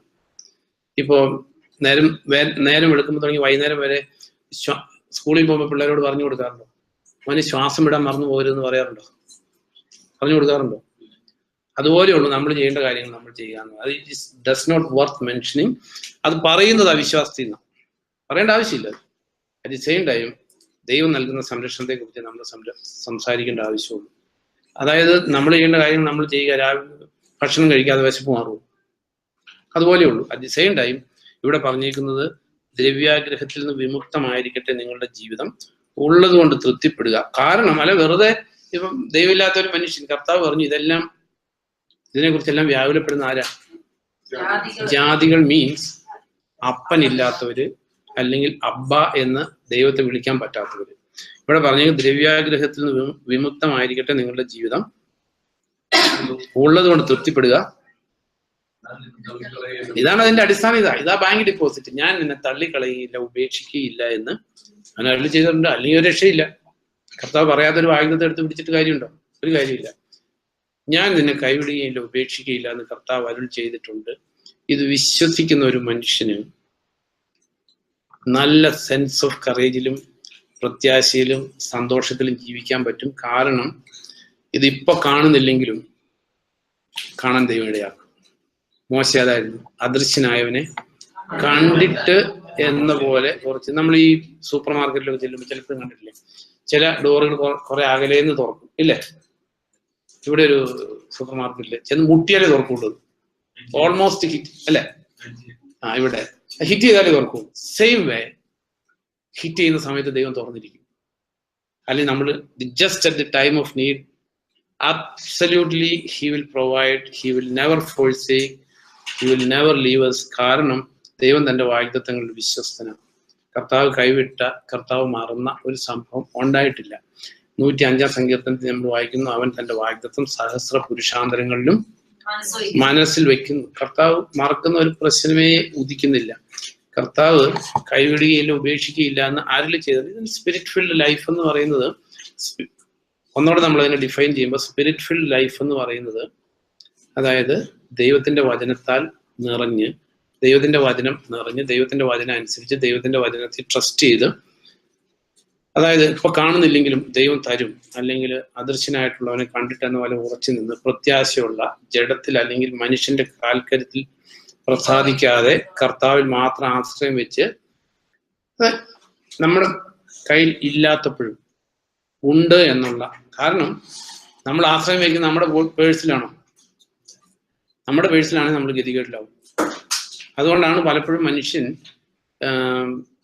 നെർവസ് ആകുന്നത്, അല്ലെങ്കിൽ പെർപ്ലക്സ്ഡ് ആകുന്നത്, ഇല്ലായ്മയെ കുറിച്ചുള്ള ബോധ്യം വരുന്നതിന്റെ റീസൺ നമ്മൾ നമ്മുടെ പേഴ്സിൽ ആശ്രയിക്കുന്നുണ്ട്, അല്ലേ? നമ്മുടെ കർത്താവിന്റെ പേഴ്സിന് സ്കേഴ്സിറ്റി ഉണ്ടോ? പക്ഷെ ഉണ്ടോ? ആ പേഴ്സിൽ ആശ്രയിക്കാൻ പറ്റാത്തത് നമ്മൾ പൂർണ്ണമായിട്ട് കർത്താവിന് ജീവൻ സമർപ്പിക്കാത്തതുകൊണ്ടാണ്. നമ്മുടെ കയ്യിൽ ഒന്നും ഇല്ലെങ്കിൽ ടൈം ഓഫ് നീഡ് കർത്താവ് കൈവടിയുന്ന പ്രശ്നമേ ഉദിക്കുന്നില്ല, കർത്താവ് സംരക്ഷിക്കും. അപ്പൊ നമ്മൾ ഈ വർഷിപ്പ് എന്ന് പറയുന്നത് ഇത് എല്ലാം കൂടി കൂടുന്നതാണ്, ടോട്ടൽ ലൈഫാണ്. അപ്പൊ അതിൽ ഏറ്റവും പ്രധാനപ്പെട്ട വർഷിപ്പ് വെളിപ്പെടുന്നത് എവിടെയാണ്? പ്രൈമറിലി നമ്മുടെ കുടുംബത്തിലാണ്. അതായത് നമ്മൾ ചിന്തിക്കാറുണ്ട്, ഈ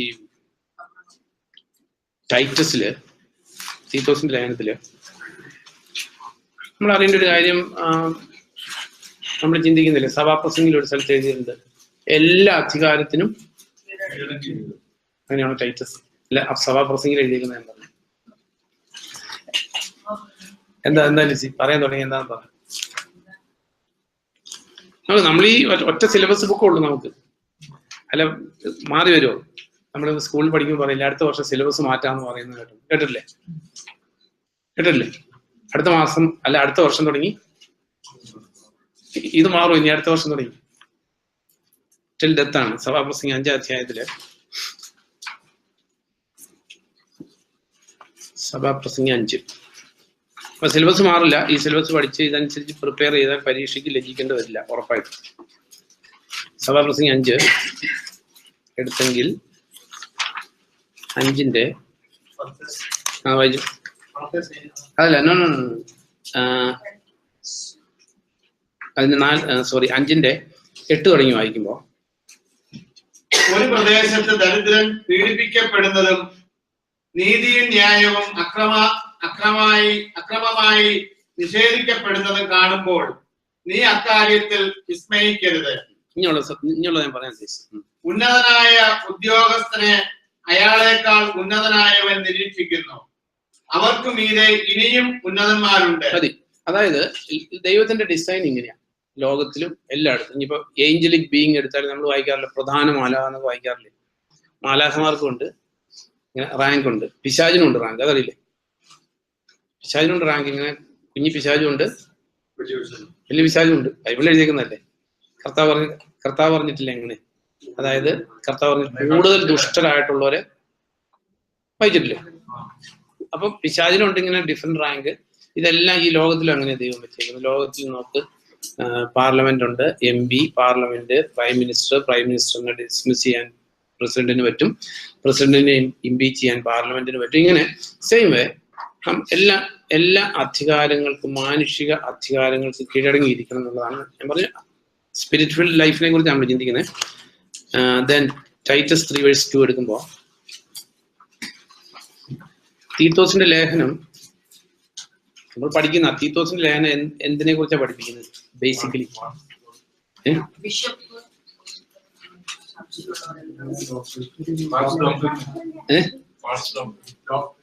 2:1 ഇംഗ്ലീഷ് വായിക്കുമ്പോ വായിക്കാം. ഇംഗ്ലീഷ് ആരെങ്കിലും English വായിക്കുമോ?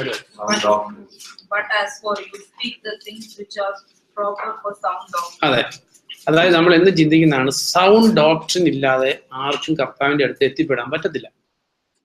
Am I correct? False doctrine ആര് കൊണ്ടുവരുന്ന നമ്മൾ വായിക്കുന്നത്? പിശാച് കൊണ്ടുവരുന്ന അന്ത്യകാലത്ത്. അപ്പൊ തീത്തോസിൽ പഠിപ്പിക്കുന്ന മുഴുവൻ teaching according to sound doctrine ആണ്. അപ്പൊ അവിടെ സൗണ്ട് ഡോക്ട്രിൻ നമ്മൾ ഈ പറഞ്ഞ സെയിം കാര്യം തന്നെ. സൗണ്ട് ഡോക്ട്രിൻ ചാപ്റ്റർ 2 എന്താ പഠിപ്പിക്കുന്നത്? പൗലോസ്. അത് നമ്മൾ അറിയാൻ വേണ്ടി ഇത് അഗെയിൻ ആൻഡ് അഗെയിൻ പറയുന്നത്. സൗണ്ട് ഡോക്ട്രിൻ എന്ന് പറയുന്നത് മാനസാന്തരം, അഭിഷേകം, സ്നാനം, വീണ്ടും ജനനം, ഇതൊന്നും അല്ല സൗണ്ട് ഡോക്ട്രിൻ. ഇതെല്ലാം ഈ ബേസിക് തിങ്സ് കൊണ്ടുവരേണ്ടത് ലൈഫാണ്. അപ്പൊ ഇവിടെ ചാപ്റ്റർ 2 സൗണ്ട് ഡോക്ടർ എന്ന് പറഞ്ഞിരിക്കുന്നത് എന്തിനെ കുറിച്ചാ? ഭാര്യയുടെ കാര്യം തന്നെയല്ല, എല്ലാ കാര്യവും പറഞ്ഞിട്ടുണ്ട്. അപ്പൊ അതിനകത്ത് ഒരു കാര്യം ഞാൻ പറയാൻ ഉദ്ദേശിച്ച, എല്ലാ അധികാരത്തിനും മുകളിലൊരു ഇതുണ്ട്. അതില് അതിന്റെ 3:2 വായിച്ചു. ആരെക്കുറിച്ചും തിന്മ പറയാതിരിക്കാനും കലഹം ഒഴിവാക്കാനും ഒന്ന് തുടങ്ങി ഭരണാധിപർക്കും അധികാരികൾക്കും വിധേയരായിരിക്കാനും അനുസരണയുള്ളവരായിരിക്കാനും സത്യസന്ധമായ ഏത് ജോലിക്കും സന്നദ്ധരായിരിക്കാനും ആരെക്കുറിച്ചും തിന്മ പറയാതിരിക്കാനും കലഹം ഒഴിവാക്കാനും സൗമ്യശീലരായിരിക്കാനും എല്ലാവരോടും തികഞ്ഞ മര്യാദ പ്രകടിപ്പിക്കാനും അവരെ ഓർമ്മിപ്പിക്കുക. അപ്പൊ ഈ സൗണ്ട് ഡോക്ടറിനെ കുറിച്ച് എഴുതിയേക്കുന്നതാണ് ടൈറ്റസ് മുഴുവൻ ലൈഫിനെ കുറിച്ച് പറഞ്ഞിരിക്കുന്നത്. ഈ സൗണ്ട് ഡോക്ടർ എന്ന് പറയുന്നത് ഇന്നെല്ലാം തിയറി ആയിപ്പോയി. പരീക്ഷമാരുടെ കൂട്ട് പരീക്ഷമാരെല്ലാം അങ്ങനെയായിരുന്നു. എല്ലാം തിയറി. കർത്താവ് സംസാരിക്കുന്ന അതിനകത്ത് ഏതിലെങ്കിലും കയറി പിടിക്കാൻ വേണ്ടി നോക്കിയിരുന്നു. എല്ലാം തിയറി മാത്രമേ ഉള്ളൂ. വ്യഭിചാരത്തിൽ പിടിക്കപ്പെട്ട സ്ത്രീയെ കൊണ്ടുവന്ന് മോശ പറഞ്ഞിട്ടുണ്ട് ഇവിടെ കല്ലെറിഞ്ഞു കൊല്ലണമെന്ന്. എല്ലാം തിയറി ആയിരുന്നു.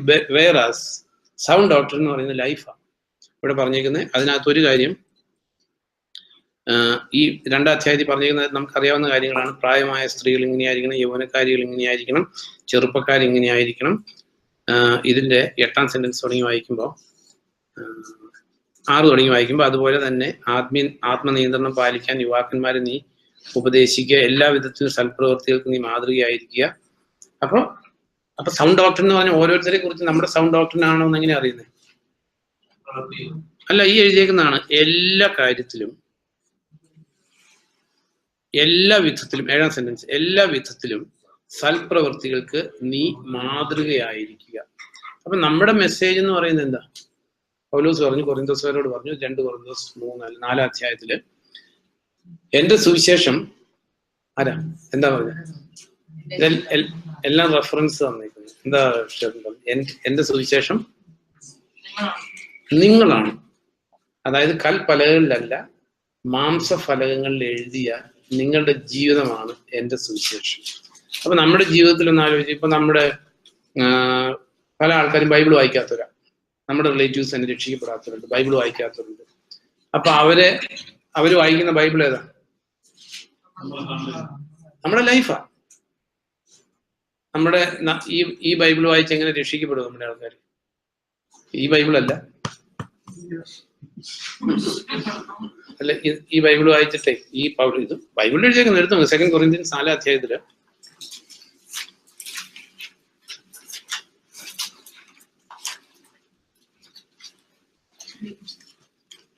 2 കൊരിന്തോസ് അല്ല 3 അധ്യായം അതിന്റെ സ്റ്റാർട്ടിങ് വായിക്കാം. 3:1 തുടങ്ങി. ഞങ്ങൾ വീണ്ടും സ്വയം ശുപാർശ ചെയ്യാൻ തുനിയുന്നെന്നോ? ഞങ്ങൾക്ക് മറ്റു ചിലരെ പോലെ നിങ്ങളുടെ പേർക്കോ നിങ്ങളിൽ നിന്നോ ശുപാർശക്കത്തുകൾ ആവശ്യമുണ്ടോ? ഞങ്ങളുടെ ശുപാർശക്കത്ത് നിങ്ങൾ തന്നെയാണ്. എല്ലാവരും അറിയാനും വായിക്കാനും അത് ഞങ്ങളുടെ ഹൃദയത്തിൽ എഴുതപ്പെട്ടിരിക്കുന്നു. ക്രിസ്തുവിൽ നിന്ന് ഞങ്ങൾ എത്തിച്ച ഒരു കത്താണ് നിങ്ങൾ എന്ന് നിങ്ങൾ പ്രകടമാക്കുന്നു. മഷി കൊണ്ടല്ല, ജീവനുള്ള ദൈവത്തിന്റെ ആത്മാവ് കൊണ്ടാണ്. കൽപ്പലകളിലല്ല, മനുഷ്യ ഹൃദയങ്ങളാകുന്ന ഫലകങ്ങളിലാണ് ഇത് എഴുതപ്പെട്ടിരിക്കുന്നത്. ഇങ്ങനെയുള്ളതാണ് ക്രിസ്തുവിലൂടെ ദൈവം മുമ്പാകെ ഞങ്ങൾക്കുള്ള ഉറപ്പ്. അപ്പൊ നമ്മുടെ ഇപ്പൊ ഇവിടെ ആസ് എ ഹോൾ നമുക്ക് എല്ലാവർക്കും റെസ്പോൺസിബിലിറ്റി ഉണ്ട് as a whole. At the same time ഇപ്പോ ഇവിടുന്ന് നമ്മൾ ചർച്ച് ഗ്രോത്തിന്റെ കാര്യം പ്രാർത്ഥിക്കാറുണ്ട്, സുവിശേഷ പ്രവർത്തനം പ്രാർത്ഥിക്കാറുണ്ട്, എല്ലാം ഉണ്ട്. കാരണം നമ്മളെല്ലാം രക്ഷിക്കപ്പെടാത്ത ആൾക്കാരെ ബൈബിൾ വായിപ്പിക്കുന്നവരാണ്. നമ്മൾ ബൈബിൾ വായിച്ച ആൾക്കാർ രക്ഷിക്കപ്പെടുന്ന കർത്താവ് പറഞ്ഞിരിക്കുന്നു അല്ലേ? ഗിരിപ്രഭാഷണത്തിൽ പറഞ്ഞിട്ട് നിങ്ങളുടെ ജീവിതം കണ്ടിട്ട് സ്വർഗസ്നായ പിതാവിനെ എങ്ങനെയാ നമ്മുടെ അൺകൺവേർട്ടഡ് റിലേറ്റീവ്സ് ബൈബിൾ വായിക്കുന്നുണ്ടോ? ഇത് സ്പിരിറ്റ് ഫീൽഡ് ലൈഫ് അല്ലാതെ മനുഷ്യന് ദൈവത്തെ നമ്മൾ ഗലേഷ്യൻസിൽ വായിക്കുന്നുണ്ട്. ദൈവത്തെ കബളിപ്പിക്കാന്ന് വിചാരിക്കരുത്. നോ, മനുഷ്യനെ കബളിപ്പിക്കാൻ, ദൈവത്തെ കബളിപ്പിക്കാൻ പറ്റത്തില്ല. നമ്മുടെ അൺകൺവേർട്ടഡ് റിലേറ്റീവ്സിന്റെ കൂടെ ജീവിക്കുമ്പോൾ, നമ്മുടെ അമ്മായിയമ്മയുടെ കൂടെ ജീവിക്കുമ്പോൾ, നമ്മുടെ വീട്ടിൽ ജീവിക്കുമ്പോൾ, അമ്മായിയപ്പന്റെ കൂടെ ജീവിക്കുമ്പോൾ, അൺകൺവേർട്ടഡ് റിലേറ്റീവ്സിന്റെ കൂടെ ജീവിക്കുമ്പോൾ, മരുമകളുടെ കൂടെ ജീവിക്കുമ്പോൾ, അല്ലെങ്കിൽ എനി ഹ്യൂമൻ റിലേഷൻ, അപ്പന്റെ ജീവിതം കണ്ടിട്ടും മക്കൾ കർത്താവിൽ ഉഷാറാകുന്നില്ലെങ്കിൽ അപ്പനാ ബൈബിള്. പൗലോസ് പറയാൻ കൊറിന്തോസുകാരെ കുറിച്ച് പറയാ, നിങ്ങളാണ് ഞങ്ങളുടെ സുവിശേഷം അല്ലെങ്കിൽ കത്ത്. ദൈവത്തിന്റെ മുമ്പാകെ ഞങ്ങൾക്കുള്ള ഉറപ്പെന്ന് പറയുന്നത് നിങ്ങളുടെ ജീവിതമാണ്. ഇതാ സ്പിരിച്വൽ ലൈഫ്. നമ്മൾ എത്ര ഡിസീവ്ഡാ. നമ്മളൊരു ആത്മാവ് വരുമ്പോൾ ഒന്ന് തുള്ളിച്ചാടി എടുത്തിയാടി ഭയങ്കര ആവേശം വന്ന് ഇതൊക്കെ കാണുമ്പോൾ കർത്താവ് സന്തോഷിക്കുക എന്ന് വിചാരിക്കത്തക്ക രീതിയിൽ ഡിസീവ്ഡ് ടോട്ടലി അന്ധരാണ് ശരിക്കും. കർത്താവിനെ അറിയേണ്ട പോലെ അറിയാത്തതുകൊണ്ട്. അതുകൊണ്ടാണ് എഫേഷ്യൻസിന് വേണ്ടി പൗലോസ് പ്രാർത്ഥിക്കുക, നിങ്ങളുടെ ആത്മീയ നേത്രങ്ങൾ തുറക്കപ്പെടാൻ വേണ്ടി പ്രാർത്ഥിക്കുക. എങ്ങനെ നമ്മുടെ സുവിശേഷം അൺകൺവേർട്ടഡ് റിലേറ്റീവ്സ് വായിക്കുമ്പോൾ രക്ഷിക്കപ്പെടാൻ ചാൻസ് ഉണ്ടോ? That's my question. തികഞ്ഞ നിശബ്ദത.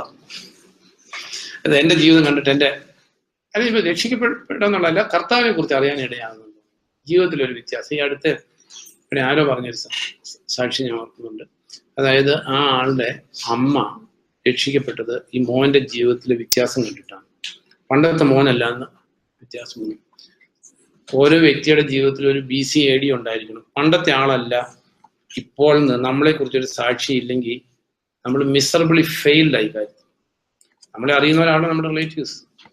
ലഘ്യം ബാധിച്ചവനോട് കർത്താവ് പറഞ്ഞു, നീ നാട്ടിൽ പോയി സുവിശേഷം പറയാനല്ല, വീട്ടിൽ പോയി സുവിശേഷം പറയാൻ. അപ്പൊ നമ്മളെ കാണുന്ന റിലേറ്റീവ്സ് ഇത് പണ്ടത്തെ ആളല്ല എന്ന് പറയുന്നില്ലെങ്കിൽ നമ്മുടെ കാര്യം പോക്കാം. That's all. അതാ വർഷിപ്പ്. ആ വർഷിപ്പില്ല. നമ്മളിവിടെ കണ്ടു തീത്തോസില് നമ്മളവിടെ കണ്ട എന്താ, തീത്തോസില് സൗണ്ട് ഡോക്ട്രിനില് ഈ സൗണ്ട് ഡോക്ട്രിൻ എന്ന് പറയുന്നത് നമ്മൾ ഇത് ജീവിതമാണ്. അതുകൊണ്ടാണല്ലോ ക്രിസ്ത്യാനിറ്റിയിലേക്ക് ആൾക്കാർ കുറഞ്ഞു വരുന്നത്.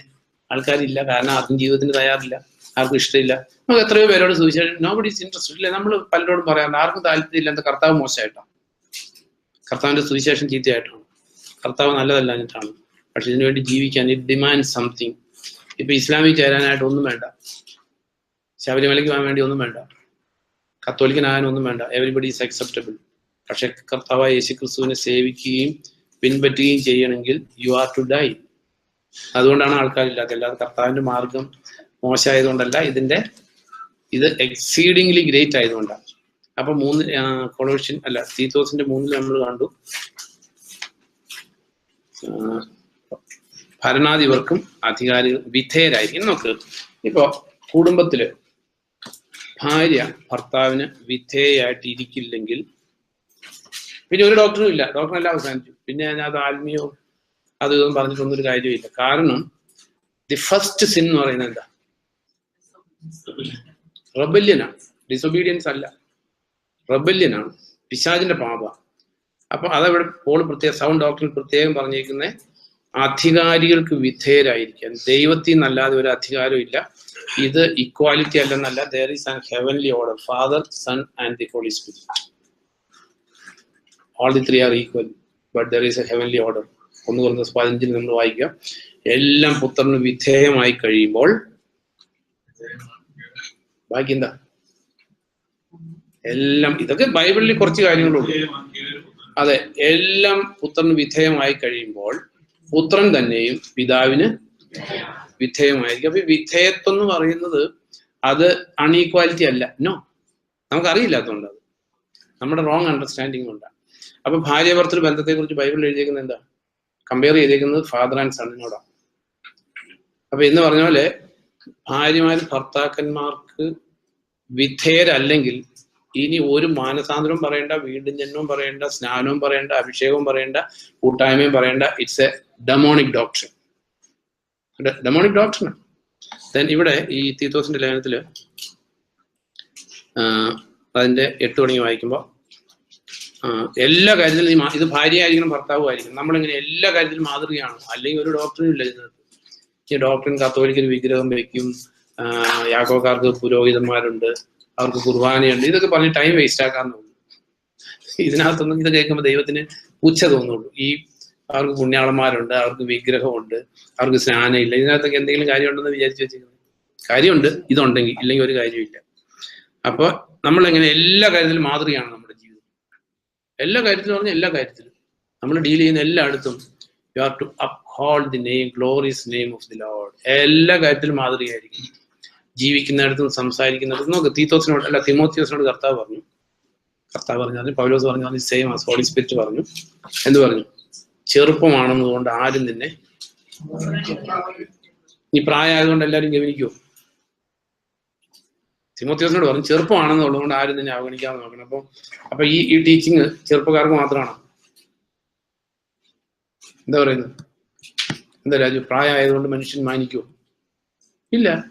അപ്പൊ മാനിക്കണമെങ്കിൽ എന്ത് ചെയ്യണമെന്ന് ദൈവത്തിന്റെ വചനം ചെയ്തിരിക്കുന്നത്? 1 തിമോത്തി 4:12 തുടങ്ങിയെടുക്കുമ്പോ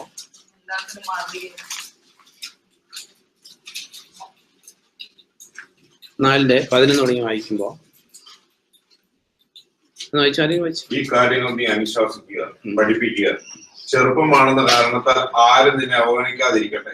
സംസാരത്തിലും നമുക്ക് പലപ്പോഴും പറ്റുന്ന ഒരു കുഴപ്പം. ഇത് തിമോത്തിയോസിന് എഴുതി. Timothy was more than 40 years when he is receiving this letter. ഇപ്പൊ ചെറുപ്പം എന്ന് പറയുമ്പോൾ നമ്മൾ ഓർക്കുന്ന ആരെ കുറിച്ചൊക്കെയാ? ഇവിടെ ഇരിക്കുന്ന ബെൻസി, നമ്മുടെ ഡെസ്മണ്ട്, പിന്നെ ജോല്. അപ്പൊ നമ്മളൊക്കെ ഇച്ചിരി പ്രായമായവരൊക്കെ ഇതിന് മാറി. ഇത് റിസീവ് ചെയ്യുമ്പോൾ Timothy was more than 40 years old. അപ്പോ 80 വയസ്സായ ആളുടെ അടുത്ത് 70 വയസ്സായ ആളുടെ അടുത്ത് 40 വയസ്സുകാരൻ ചെറുപ്പക്കാരനാ എന്ന്. അപ്പൊ ഇത് നമ്മളെല്ലാവർക്കും ഉള്ള ലെറ്റർ ആണ്, ആണിനും പെണ്ണിനും ഒക്കെ. വായിച്ചു എങ്ങനെ, അതായത് നോക്ക്, നമുക്ക് ലോകത്തിലുള്ള അക്സെപ്റ്റൻസിന് വേണ്ടി അല്ല നമ്മൾ ജീവിക്കുന്നത്, കർത്താവിൽ നിന്നുള്ള അക്സെപ്റ്റൻസ് പ്രധാനം അല്ലേ? അതേപോലെ Indira Gandhi as A prime minister she was very successful. Indira Gandhi accepted ആയ കാര്യമല്ല നമ്മൾ ചിന്തിക്കുന്നതാണോ? ക്രിസ്തു യേശുവിൽ അക്സെപ്റ്റഡ് ആകുന്ന കാര്യം. അതിനെന്താ ചെയ്യേണ്ടതെന്ന് എഴുതിയിരിക്കുന്നു, വായിച്ചെങ്കിൽ. ചെറുപ്പമാണെന്ന കാരണത്താൽ ആരും നിന്നെ അവഗണിക്കാതിരിക്കട്ടെ. സംസാരത്തിലും ഓടിച്ചു വായിച്ചു. അതായത് നമ്മളെ അവഗണിക്കാതിരിക്കണമെങ്കിൽ നമ്മുടെ സംസാരം എങ്ങനെയായിരിക്കണം?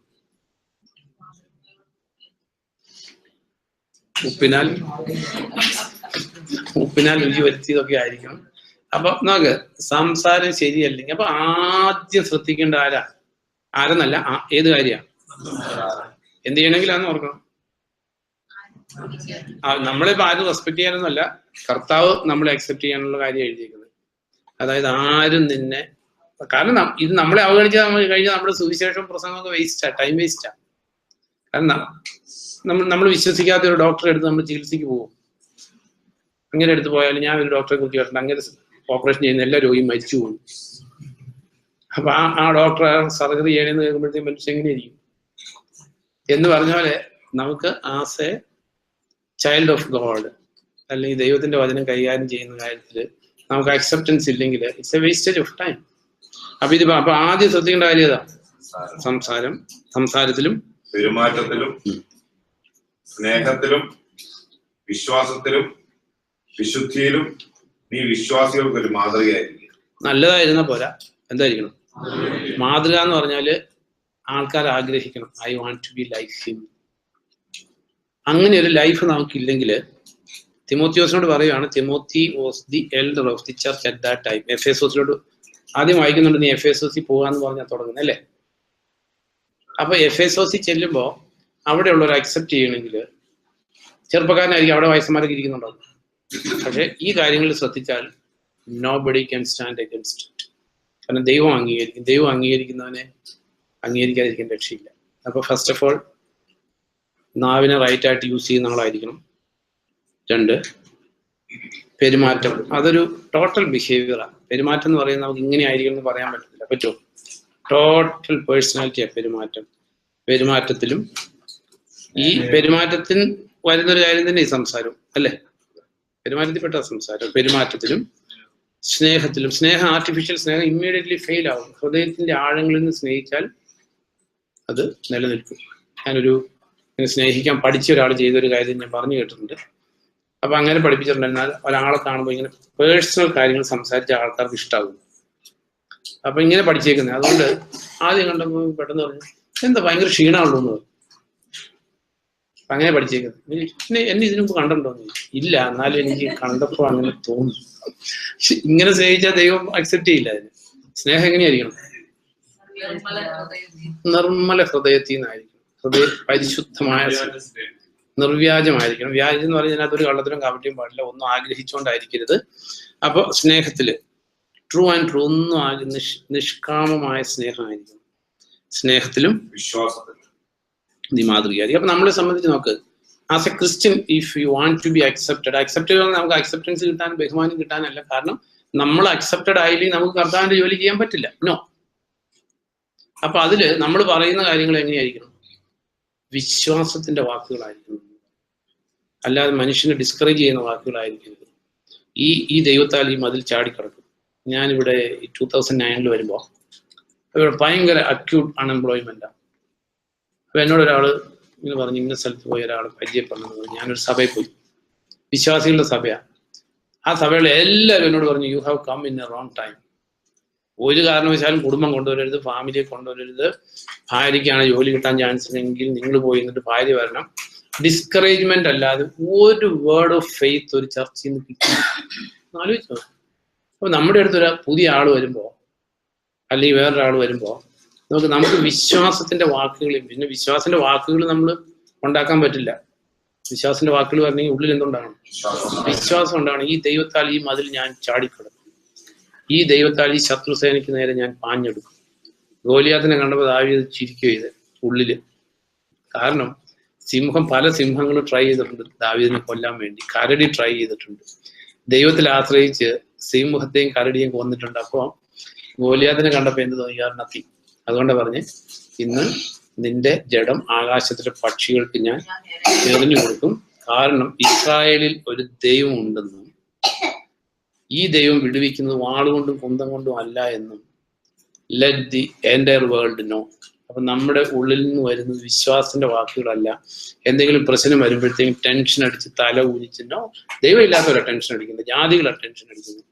ഒരപ്പനുണ്ടെങ്കിൽ, നമ്മളെ ലുക്ക് ആഫ്റ്റർ ചെയ്യുന്ന ഒരു അപ്പനുണ്ടെങ്കിൽ നമുക്ക് റിലാക്സ് ചെയ്തിരുന്ന് ഉറങ്ങാൻ പറ്റും. നമ്മൾ ഫ്ലൈറ്റിൽ പോകുമ്പോഴേ പൈലറ്റ് നല്ലതാണെന്ന് ചിന്തിക്കാറില്ല, പൈലറ്റിനെ കാണുന്നില്ല, പുറകിലിരുന്ന് ഉറങ്ങാറില്ല. ഒരു മനുഷ്യനായിട്ടുള്ള ഒരു പൈലറ്റിനെ ട്രസ്റ്റ് ചെയ്ത് ഉറങ്ങാൻ പറ്റുമെങ്കിൽ, കർത്താവിനെ ട്രസ്റ്റ് ചെയ്ത് ഉറങ്ങാൻ പറ്റില്ലെങ്കിൽ നമ്മൾ കർത്താവിനെ കുറിച്ച് ഒന്നും അറിഞ്ഞിട്ടില്ല എന്ന് വിചാരിച്ചു. അപ്പൊ നമ്മൾ ചിന്തിച്ചത്, അപ്പൊ ട്രൂ ഡോക്ടർ എന്ന് പറയുന്ന ലൈഫാണ്. വർഷിപ്പ് എന്ന് പറയുന്ന ഒരു പർട്ടിക്കുലർ ഇൻസിഡന്റ് അല്ല. ഞാൻ ആ തീത്തോസിന്റെ ലേഖനത്തിൽ 2 സെന്റൻസോടെ വായിച്ചേക്കാം.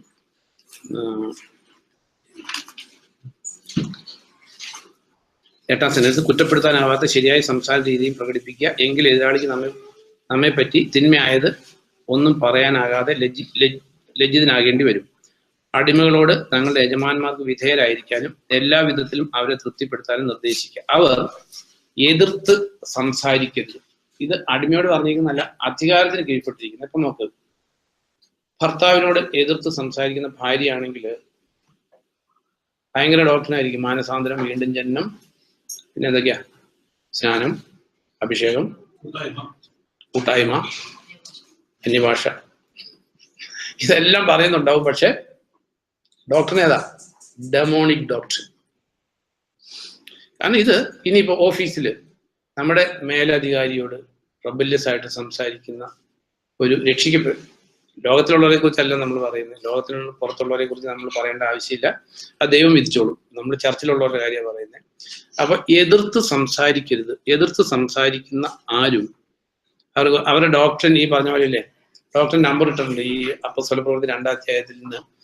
ഈ 7 ഒരു ഹെവൻലി നമ്പർ ആണെന്ന് കണ്ടിട്ട് 7 പറക്കി എടുത്തിട്ടുണ്ട്. അതിൽ കുറെ എണ്ണമൊക്കെ വിട്ട് കളഞ്ഞു, ബുദ്ധിമുട്ടുള്ളതൊക്കെ വിട്ട് കളഞ്ഞു. തങ്ങൾക്കുള്ളതെല്ലാം പൊതുവെന്ന് എണ്ണി എന്നുള്ളതൊക്കെ അത് കളഞ്ഞു, ഏഴിപ്പെടുത്തിയില്ല. കാരണം വേറെ ഇഷ്ടമുള്ള 5-6 പറക്കി എടുത്തു. സെയിം വേ നമുക്ക് ക്രിസ്ത്യൻ ലൈഫ് എന്നാണ് പറയുന്നത്. ഏർലി 1ാം നൂറ്റാണ്ടിൽ ഇതിനെക്കുറിച്ച് പറഞ്ഞ എന്താ? കർത്താവിന്റെ വഴിയെ ചൊല്ലി കലഹമുണ്ട്. ഇതൊരു വഴിയാണ്, വേ ഓഫ് ലൈഫാണ്. അപ്പൊ ഇതിനകത്ത് ഏറ്റവും ഇമ്പോർട്ടന്റ്, അതായത് നമ്മുടെ ക്രിസ്ത്യൻ ലൈഫ് അക്സെപ്റ്റ് ചെയ്യണമെങ്കിൽ ഒന്നാമത്തെ കാര്യം പറഞ്ഞത് എന്താ? ഇപ്പൊ പറഞ്ഞ കാര്യം, സംസാരം ശരിയല്ലെങ്കിൽ പ്രശ്നം. അപ്പൊ ഇവിടെ എഴുതിയേക്കുന്ന സൗണ്ട് ഡോക്ടറിൽ എഴുതിയേക്കുന്നത് എതിർത്ത് സംസാരിക്കരുത്. എങ്ങനെയാ? ഇപ്പൊ നമ്മുടെ കുടുംബമാണ് നമ്മുടെ സ്ഥലം, കുടുംബം ജോലി സ്ഥലമാണ് നമ്മുടെ മെയിൻ സ്ഥലം. മക്കള്, അപ്പനോട് എതിർത്ത് സംസാരിക്കുന്ന മക്കൾക്ക് ഒരു ഡോക്ടറും ഇല്ല. ഉണ്ടോ? ഒരു ഡോക്ടറും ഇല്ല. ഈ ഭാര്യ ഭർത്താവിനോട് എതിർത്ത് സംസാരിക്കുന്നെങ്കിൽ ഡോക്ടറിനൊക്കെ കളയുക നല്ലത്. ഒരു ഡോക്ടറും ഇല്ല. കാരണം അതായത് ദൈവത്തിന്റെ സുപ്രീം സോവറിനിറ്റിയിൽ ഫസ്റ്റ് ഓഫ് ഓൾ വിശ്വസിക്കുന്നില്ല. നമ്മുടെ ബുദ്ധി കൊണ്ട് വിജയം നേടാമെന്ന് വിശ്വസിക്കുന്നു. പല പല പ്രശ്നങ്ങളുണ്ട് എതിർത്ത് സംസാരിക്കുന്നത്. എതിർത്ത് സംസാരിക്കരുത്. എന്നിട്ട് പറഞ്ഞിരിക്കുന്നത് 10ാം സെന്റൻസിൽ ഇങ്ങനെ പറഞ്ഞിരിക്കുന്നത്, മറിച്ച് എല്ലാ കാര്യങ്ങളിലും നമ്മുടെ രക്ഷകനായ ദൈവത്തിന്റെ തത്വത്തിന് അലങ്കാരമായിരിക്കത്തക്ക വിധം പൂർണ്ണവും ആത്മാർത്ഥവുമായ വിശ്വസ്തത പ്രകടിപ്പിക്കും. That is true worship. അപ്പൊ ദെൻ പ്രൈസിങ് ദി ലോഡ് എന്ന് പറയുന്നത് ഇത് നമ്മൾ റിപ്പീറ്റ് ചെയ്ത്, കാരണം ഇത് എത്ര തവണ റിപ്പീറ്റ് ചെയ്താലും കൂടിപ്പോവില്ല. കാരണം നമ്മുടെ ആൾക്കാരെല്ലാം ഈ ലൈഫ് അറ്റൈൻ ചെയ്യുന്നിടത്തോളം കാലം എഗെയിൻ ആൻഡ് എഗെയിൻ പറഞ്ഞേ പറ്റൂ. അപ്പൊ ഇതിൽ പ്രധാനപ്പെട്ട കാര്യം സംസാരത്തില്, പെരുമാറ്റത്തില്, സ്നേഹത്തില്, വിശ്വാസത്തില് ഒക്കെ മാതൃകയായിരുന്നു. അപ്പൊ നമ്മുടെ അത് വിശുദ്ധിയില്. ഇതിനകത്ത് ഏറ്റവും പ്രധാനപ്പെട്ട രണ്ട് കാര്യം, ഒന്ന് സംസാരവും, ഒന്ന്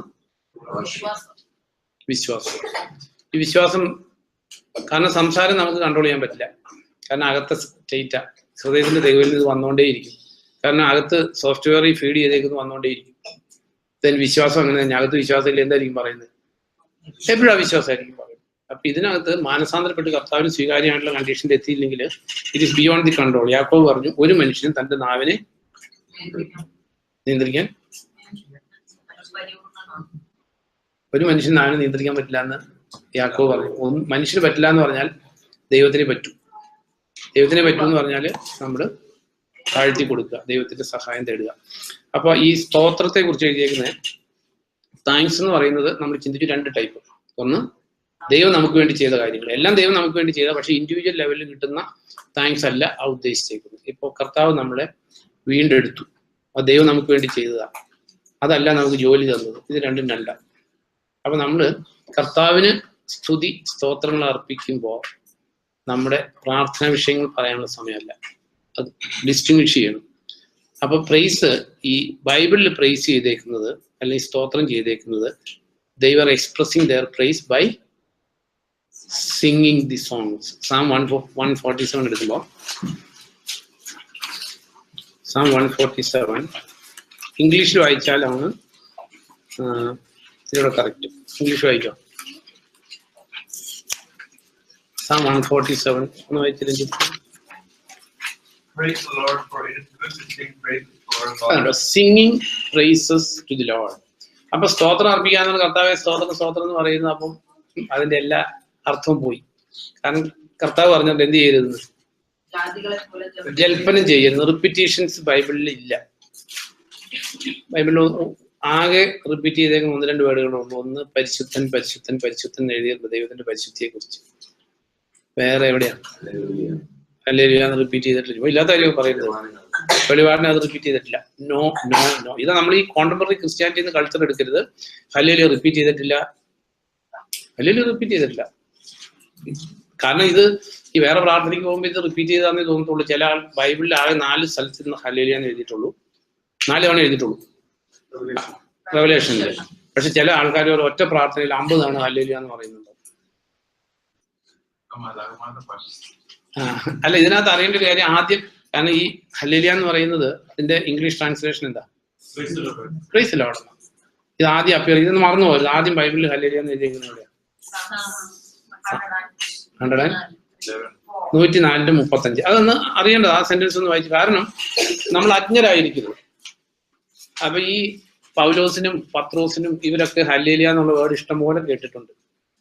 കാരണം ഹീബ്രൂവിൽ അവരുടെ സിനഗോഗിലൊക്കെ ഈ സങ്കീർത്തനമൊക്കെ വായിക്കുന്ന അവർ സ്ഥിരമായിട്ട്. പക്ഷെ പൗലോസിന്റെ ഒറ്റ റൈറ്റിങ്സിൽ പോലും ഹല്ലേലൂയ എന്നുള്ള വേർഡില്ല. ഓക്കെ, വായിച്ചു. 104:35. ഇംഗ്ലീഷ് മലയാളം വായിച്ചത്. പാപികൾ പാലിൽ നിന്ന് ഒടുങ്ങിപ്പോവട്ടെ, ദുഷ്ടമില്ലാതെ എന്റെ ആത്മാവെ കർത്താവിനെ വാഴ്ത്തുക, കർത്താവിനെ സ്തുതിക്കുക. കർത്താവിനെ സ്തുതിക്കുക എന്ന് അവിടെ ട്രാൻസ്ലേറ്റ് ചെയ്തേക്കുന്നത്. ഇംഗ്ലീഷില് പ്രൈസ് ദി ലോർഡ് എന്ന് വായിച്ചു. ഇംഗ്ലീഷ് ലാസ്റ്റ് വേർഡ് വായിച്ചാൽ പ്രൈസ് ദി ലോർഡ്. അപ്പൊ നമ്മൾ ഇതെല്ലാവരും അറിഞ്ഞിരിക്കേണ്ട ഒരു കാര്യം, ആൾക്കാർ വിചാരിച്ചിരിക്കുന്നത് ഹല്ലേലൂയ എന്ന് പറയുന്നത് എന്തോ വലിയൊരു സാധനം എന്ന് വിചാരിച്ചു വെച്ചിരിക്കുന്നത്.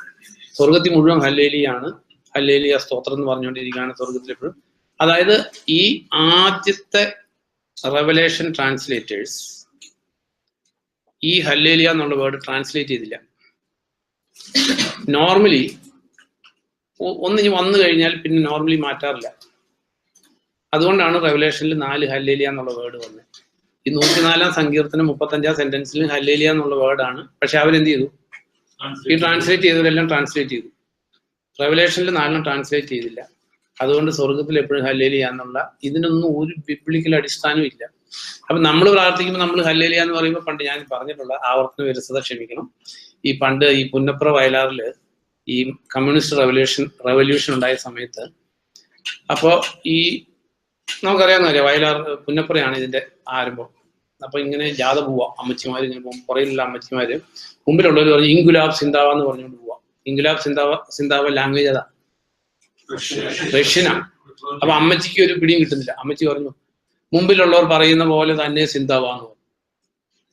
എന്ന് പറഞ്ഞാല് ഇവിടെ ആൾക്കാർ ചെയ്തുകൊണ്ടിരിക്കുന്നത് ഇപ്പൊ പറഞ്ഞ ആർക്കും അത് ഡൈജസ്റ്റ് ചെയ്യാൻ പോലും പറ്റാത്ത പോലെ ക്രിസ്ത്യാനിറ്റി മാറിപ്പോയി. അപ്പൊ നമ്മള് പ്രൈസ് ലോർഡ്, അത് മലയാളത്തിലാകുമ്പോൾ കർത്താവിന് സ്തുതി. കർത്താവിന് സ്തുതി എന്ന് പറയുന്നത് മലയാളത്തിൽ പറഞ്ഞാലും ഇംഗ്ലീഷിൽ പറഞ്ഞാലും തമിഴിൽ പറഞ്ഞാലും ഹീബ്രുവിൽ പറഞ്ഞാലും ഗ്രീക്കിൽ പറഞ്ഞാലും എല്ലാം കർത്താവിന് ഒരേ ഫീലിംഗ് ഉള്ളൂ. അല്ലാതെ പണ്ട് എനിക്ക് ലോങ് ബാക്ക് കല്യാണ ആലോചന വന്നപ്പോ ഒരാളിനോട് പറഞ്ഞു ഹല്ലേലൂയ സ്തോത്രമൊക്കെ പറയുന്ന പെങ്കൊച്ചാന്ന് പറഞ്ഞു. ഹല്ലേലൂയ സ്തോത്രം നോക്കാൻ എന്താ, എനിക്ക് അന്ന് ഒരു അപ്രിഹെൻഷൻ ഉണ്ട് ഇതിനെ കുറിച്ച്. കാരണം ഈ ഹല്ലേലൂയ സ്തോത്രം എന്ന് പറഞ്ഞ എന്തെങ്കിലും ആത്മീയതയുടെ ലക്ഷണമെന്ന് എനിക്ക് ഒരിക്കലും തോന്നിയിട്ടില്ല. ഹല്ലേലൂയ സ്തോത്രമൊക്കെ പറയുന്ന പെങ്കൊച്ചാന്ന് പറഞ്ഞു. നമുക്ക് ഇങ്ങനെയൊക്കെ ക്രിസ്ത്യൻ കൾച്ചർ പോകുന്നത്. ഹല്ലേലൂയ സ്തോത്രം എന്ന് പറഞ്ഞിട്ട് എന്തെങ്കിലും കാര്യമുണ്ടോ? ഉണ്ടോ? അത് മലയാളത്തിൽ പറയുന്ന പെങ്കൊച്ചാണ് ഇത്തിരിയുടെ സെൻസിബിൾ ആയിരിക്കും, കാരണം മനസ്സിലാക്കി പറയുന്നതായിരിക്കും. അല്ലെങ്കിൽ അമ്മച്ചി പറഞ്ഞ പോലെ ഇൻഗുലാബ് സിന്താവാന്ന് പറയുന്നതായിരിക്കും. ഈ ഹല്ലേലൂയ എന്ന് പറയുന്നതിന്റെ അർത്ഥം അറിഞ്ഞിട്ടാണോ പലപ്പോഴും ആൾക്കാർ പറയുന്നത്? ആണോ? അല്ല. അപ്പൊ ഇതില് നമ്മൾ ചിന്തിച്ചപ്പം ഇതിനകത്ത് പ്രൈസിങ് ദി, എങ്ങനെയാ അവർ പ്രൈസ് ചെയ്തുകൊണ്ടിരുന്നത്? ബൈ സിംഗിങ് ദി സോങ്സ് ആണ്. ഈ അപ്പസ്തലന്മാർ ജയിലിലായപ്പോ ആക്ട് 16:25 വായിക്കുമ്പോ, ആക്ട് 16:25 അത് ഇംഗ്ലീഷ് വായിക്കുമോ?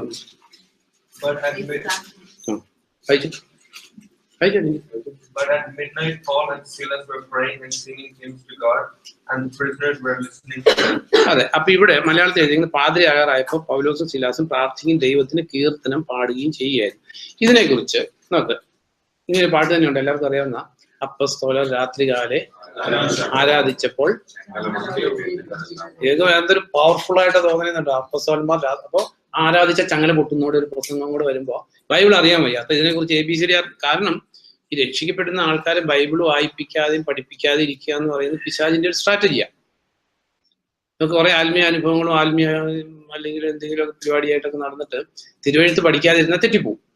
തിരുവെഴുത്ത് പഠിപ്പിക്കാതിരിക്കുക എന്ന് പറയുന്നത് പിശാചിന്റെ സ്ട്രാറ്റജിയാണ്. കാരണം തിരുവെഴുത്താണ് പിശാചിനെ ഡിഫീറ്റ് ചെയ്തത്. കർത്താവിനെ ടെംപ്റ്റ് ചെയ്തപ്പോൾ, കർത്താവ് സ്ക്രിപ്ചർ സൈറ്റ് ചെയ്തപ്പോൾ പിശാച് ഡിഫീറ്റഡ് ആയി. അപ്പൊ ഇതിനെ അപ്പസ്തോലർ രാത്രികാലെ ആരാധിച്ചപ്പോൾ ചങ്ങല പൊട്ടി ബന്ധിതരെല്ലാം മോചിതരായി. ഓക്കെ, പക്ഷെ ഇവർ ചെയ്തത് എന്താ? ഇവര് പ്രാർത്ഥിക്കുകയും ദൈവത്തിന് പാടുകയും ആയിരുന്നു. അത്ര മാത്രമല്ല, ബാക്കിയോട് വായിച്ചു. മറ്റു തടവുകാർക്ക് ശ്രദ്ധിക്കാൻ പറ്റി. ചില കൂട്ടങ്ങളിൽ ചെന്ന പാടവും ഈ അവർ പാട്ട് കേട്ടാൽ ശ്രദ്ധിക്കാൻ പറ്റുമോ? ഇല്ല, ഒന്നും പിടികിട്ടില്ല. ഒരു ആരവമായിരിക്കും. അപ്പൊ അതിനെന്ത് പറയും?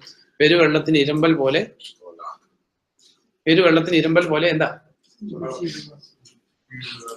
ഇതെല്ലാം ഈ നോക്ക്, നമ്മൾ ആരും ഇത് ക്രിറ്റിസൈസ് ചെയ്യാൻ വേണ്ടിയിട്ടല്ല, നമ്മൾ ഗുണപ്പെടാൻ വേണ്ടി ചിന്തിക്കുന്നതാണ്. നമുക്ക് വേറുള്ളവരെ ക്രിറ്റിസൈസ് ചെയ്തിട്ടോ വേറുള്ളവരെ ഗുണപ്പെടുത്താനും പറ്റത്തില്ല. അത് നമ്മുടെ ജോലിയല്ല, ദൈവം നമ്മളെ ഏൽപ്പിച്ചേക്കുന്ന ജോലിയല്ല. കാരണം ലോകം എങ്ങനെയും പോട്ടെ, നമ്മൾ മീറ്റ് ചെയ്യുന്ന ഒരു ഹാൻഡ് ഫുൾ ഓഫ് പീപ്പിളുമായിട്ട് നമുക്ക് ബന്ധമുള്ളൂ. അപ്പൊ ഇവര് ഈ അപ്പസ്തലന്മാർ രാത്രികാലം ചെയ്തത്, അവർ പ്രാർത്ഥിക്കുകയും പാടുകയും ചെയ്തു.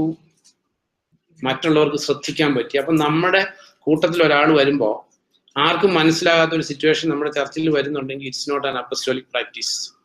പാട്ട് എല്ലാവർക്കും മനസ്സിലാകുന്ന പോലെ പാടി തുടങ്ങി കുറെ കഴിയുമ്പോഴത്തേക്കും എങ്ങനെയാവും? പെരുവെള്ളത്തിന്റെ ഇരച്ചിൽ പോലെ ആകുമെന്ന് ബൈബിളിൽ എഴുതിയേക്കുന്ന സ്ഥലം റെവലേഷൻ 14 എടുക്കുമ്പോ,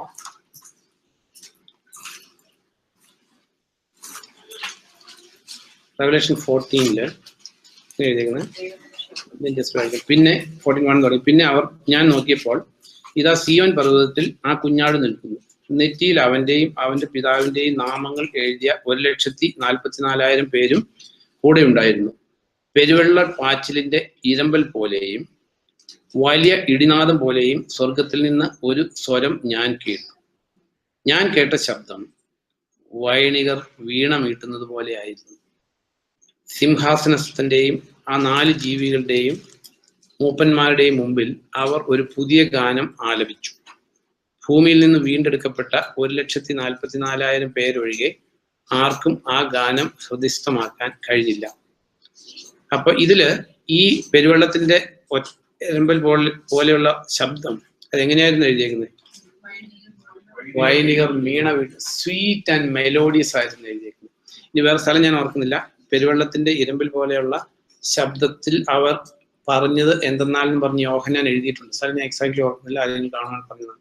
ഇങ്ങനെ എഴുതിയിട്ടുണ്ട്, പെരുവെള്ളത്തിന്റെ ഇരമ്പൽ പോലെ അവർ പറഞ്ഞത് എന്തെന്നാൽ എന്ന് പറഞ്ഞ് യോഹന്നാൻ എഴുതിയിട്ടുണ്ട്. അപ്പൊ യോഹന്നാൻ അത് ഈ പെരുവെള്ളത്തിന്റെ ഇരമ്പൽ വ്യക്തമായിട്ട് കേട്ട് റൈറ്റ് ഡൗൺ ചെയ്യാൻ പറ്റി. നമ്മൾ ഈ ലോകത്തിലുള്ളവർ പറയുന്നത് കേട്ടിട്ട് ഇതൊന്നും പ്രാക്ടീസ് ചെയ്യരുത്.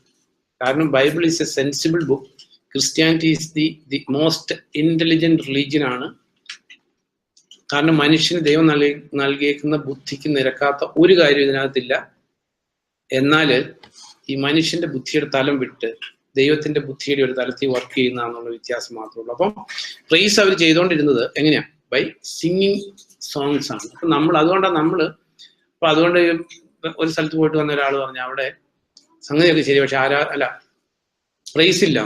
പ്രൈസ് എന്ന് പറഞ്ഞാൽ ലോകത്തിൽ കണക്കാക്കുന്ന എന്താ? എല്ലാവരോട് ശാന്തമായിട്ട് ആരംഭിച്ച് ഒരു കവറ്റി കോലാഹലത്തിൽ എത്തിയാൽ മാത്രമേ എന്തുള്ളൂ? പ്രൈസും സ്തുതിയുള്ളൂ. അല്ലാത്തടത്ത് സ്തുതി ഇല്ല എന്നാണ്. നമുക്ക് ഇങ്ങനെയുള്ള ഇതിനകത്ത് പോയി അറ്റ്ലീസ്റ്റ് നമ്മുടെ ജീവിതം നശിപ്പിച്ചു കളയുന്നു. നശിച്ചു പോകുന്നത് രക്ഷിക്കാൻ ആർക്കും പറ്റത്തില്ല. ആരും പൊതുവെ മനുഷ്യനാരും കറക്ഷൻ സ്വീകരിക്കുന്ന ഇഷ്ടമില്ലാത്തവരാ. അപ്പം പ്രൈസ് എന്ന് പറയുന്നത് അത് സുഖമായിരിക്കണം, കേൾക്കുന്നവർക്ക് മനസ്സിലാകണം.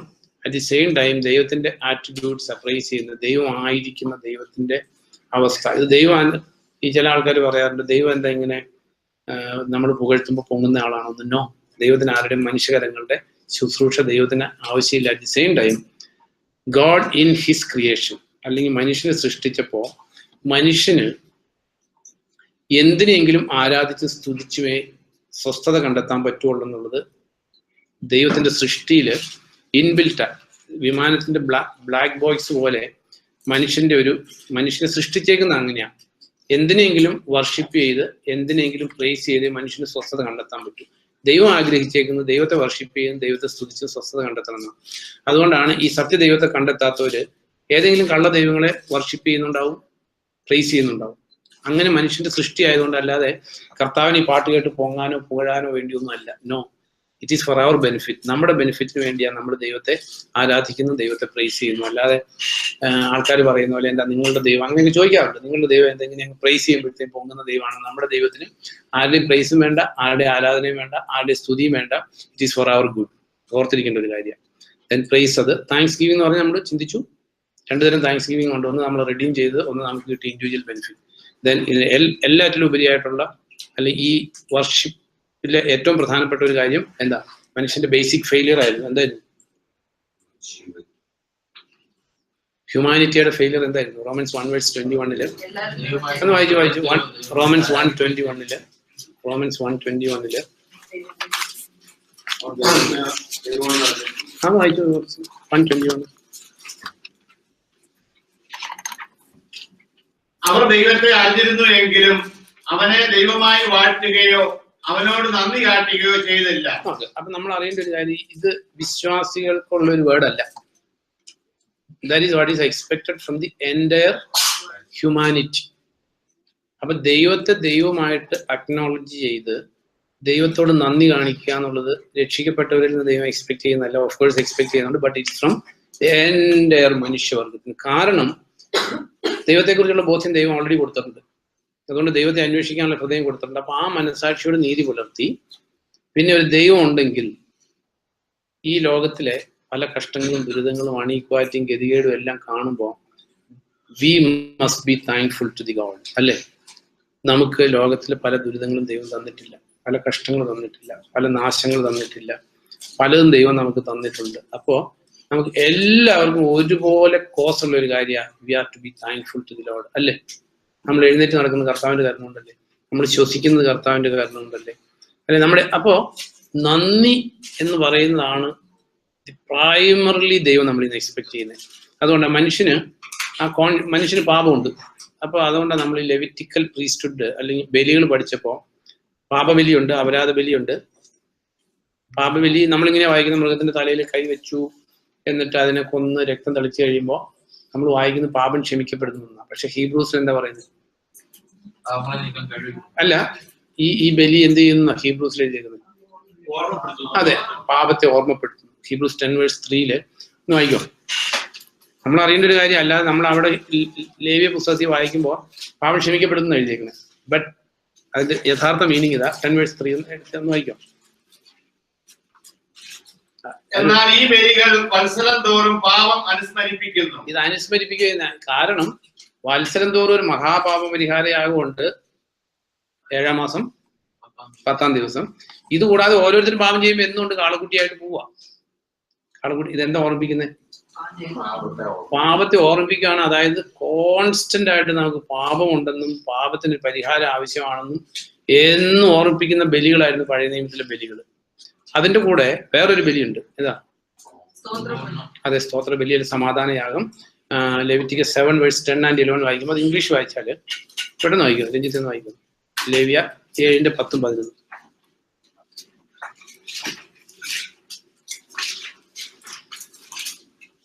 Every grain offering, whether mixed with oil or dry, shall belong to the sons of Aaron, to one as much as the other. This is the law of the sacrifice of peace offerings which he shall offer to the Lord. Sacrifice. അടുത്ത sentence ആണ്. If he offers it for a thanksgiving, then he shall offer with. അപ്പൊ ഇത് thanks ഗീവിങ്ങിനുള്ള ഒരു ബലി ഉണ്ടായിരുന്നു നിയമത്തിൽ. അതായത് സ്തോത്രയാഗം, നന്ദി പറയുന്ന. അപ്പൊ അത് കാണിക്കുന്ന പാപത്തിന്റെ ഓൾവേസ് റിമൈൻഡർ ഉണ്ടായിരുന്ന പോലെ തന്നെ ഈ ബലിയിൽ ഓൾവേസ് ഒരു റിമൈൻഡർ ഉണ്ടായിരുന്നു. എന്തിന്റെ? Thanks giving. എന്നും നന്ദിയുള്ളവരായിരിക്കണം. അപ്പൊ ഇന്ന് നമ്മളെ സംബന്ധിച്ച് എല്ലാ ബലികളും നിന്നുപോയി. പാപപരിഹാരയാകവും നിന്നുപോയി, സമാധാനയാകവും നിന്നുപോയി, എല്ലാ യാഗവും നിന്നുപോയി.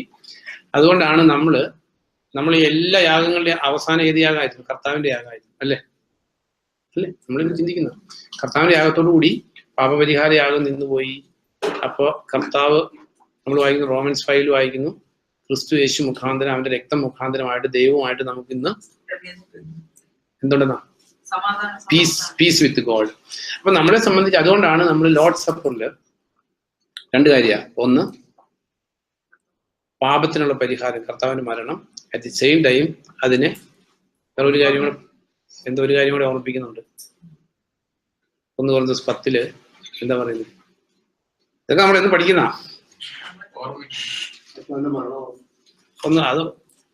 അതേ പറഞ്ഞ ക്ലൂ തന്നിട്ടാ. 1 Corinthians 10:11 കർത്താവിന്റെ മരണം ഓർമ്മിക്കുന്ന 10 നോ.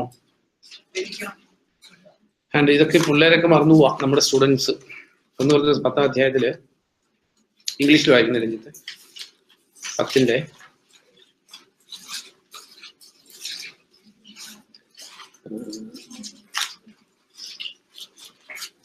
രഞ്ജിത്ത് അതിന്റെ 10:16 തുടങ്ങിയെന്ന് വായിച്ചു.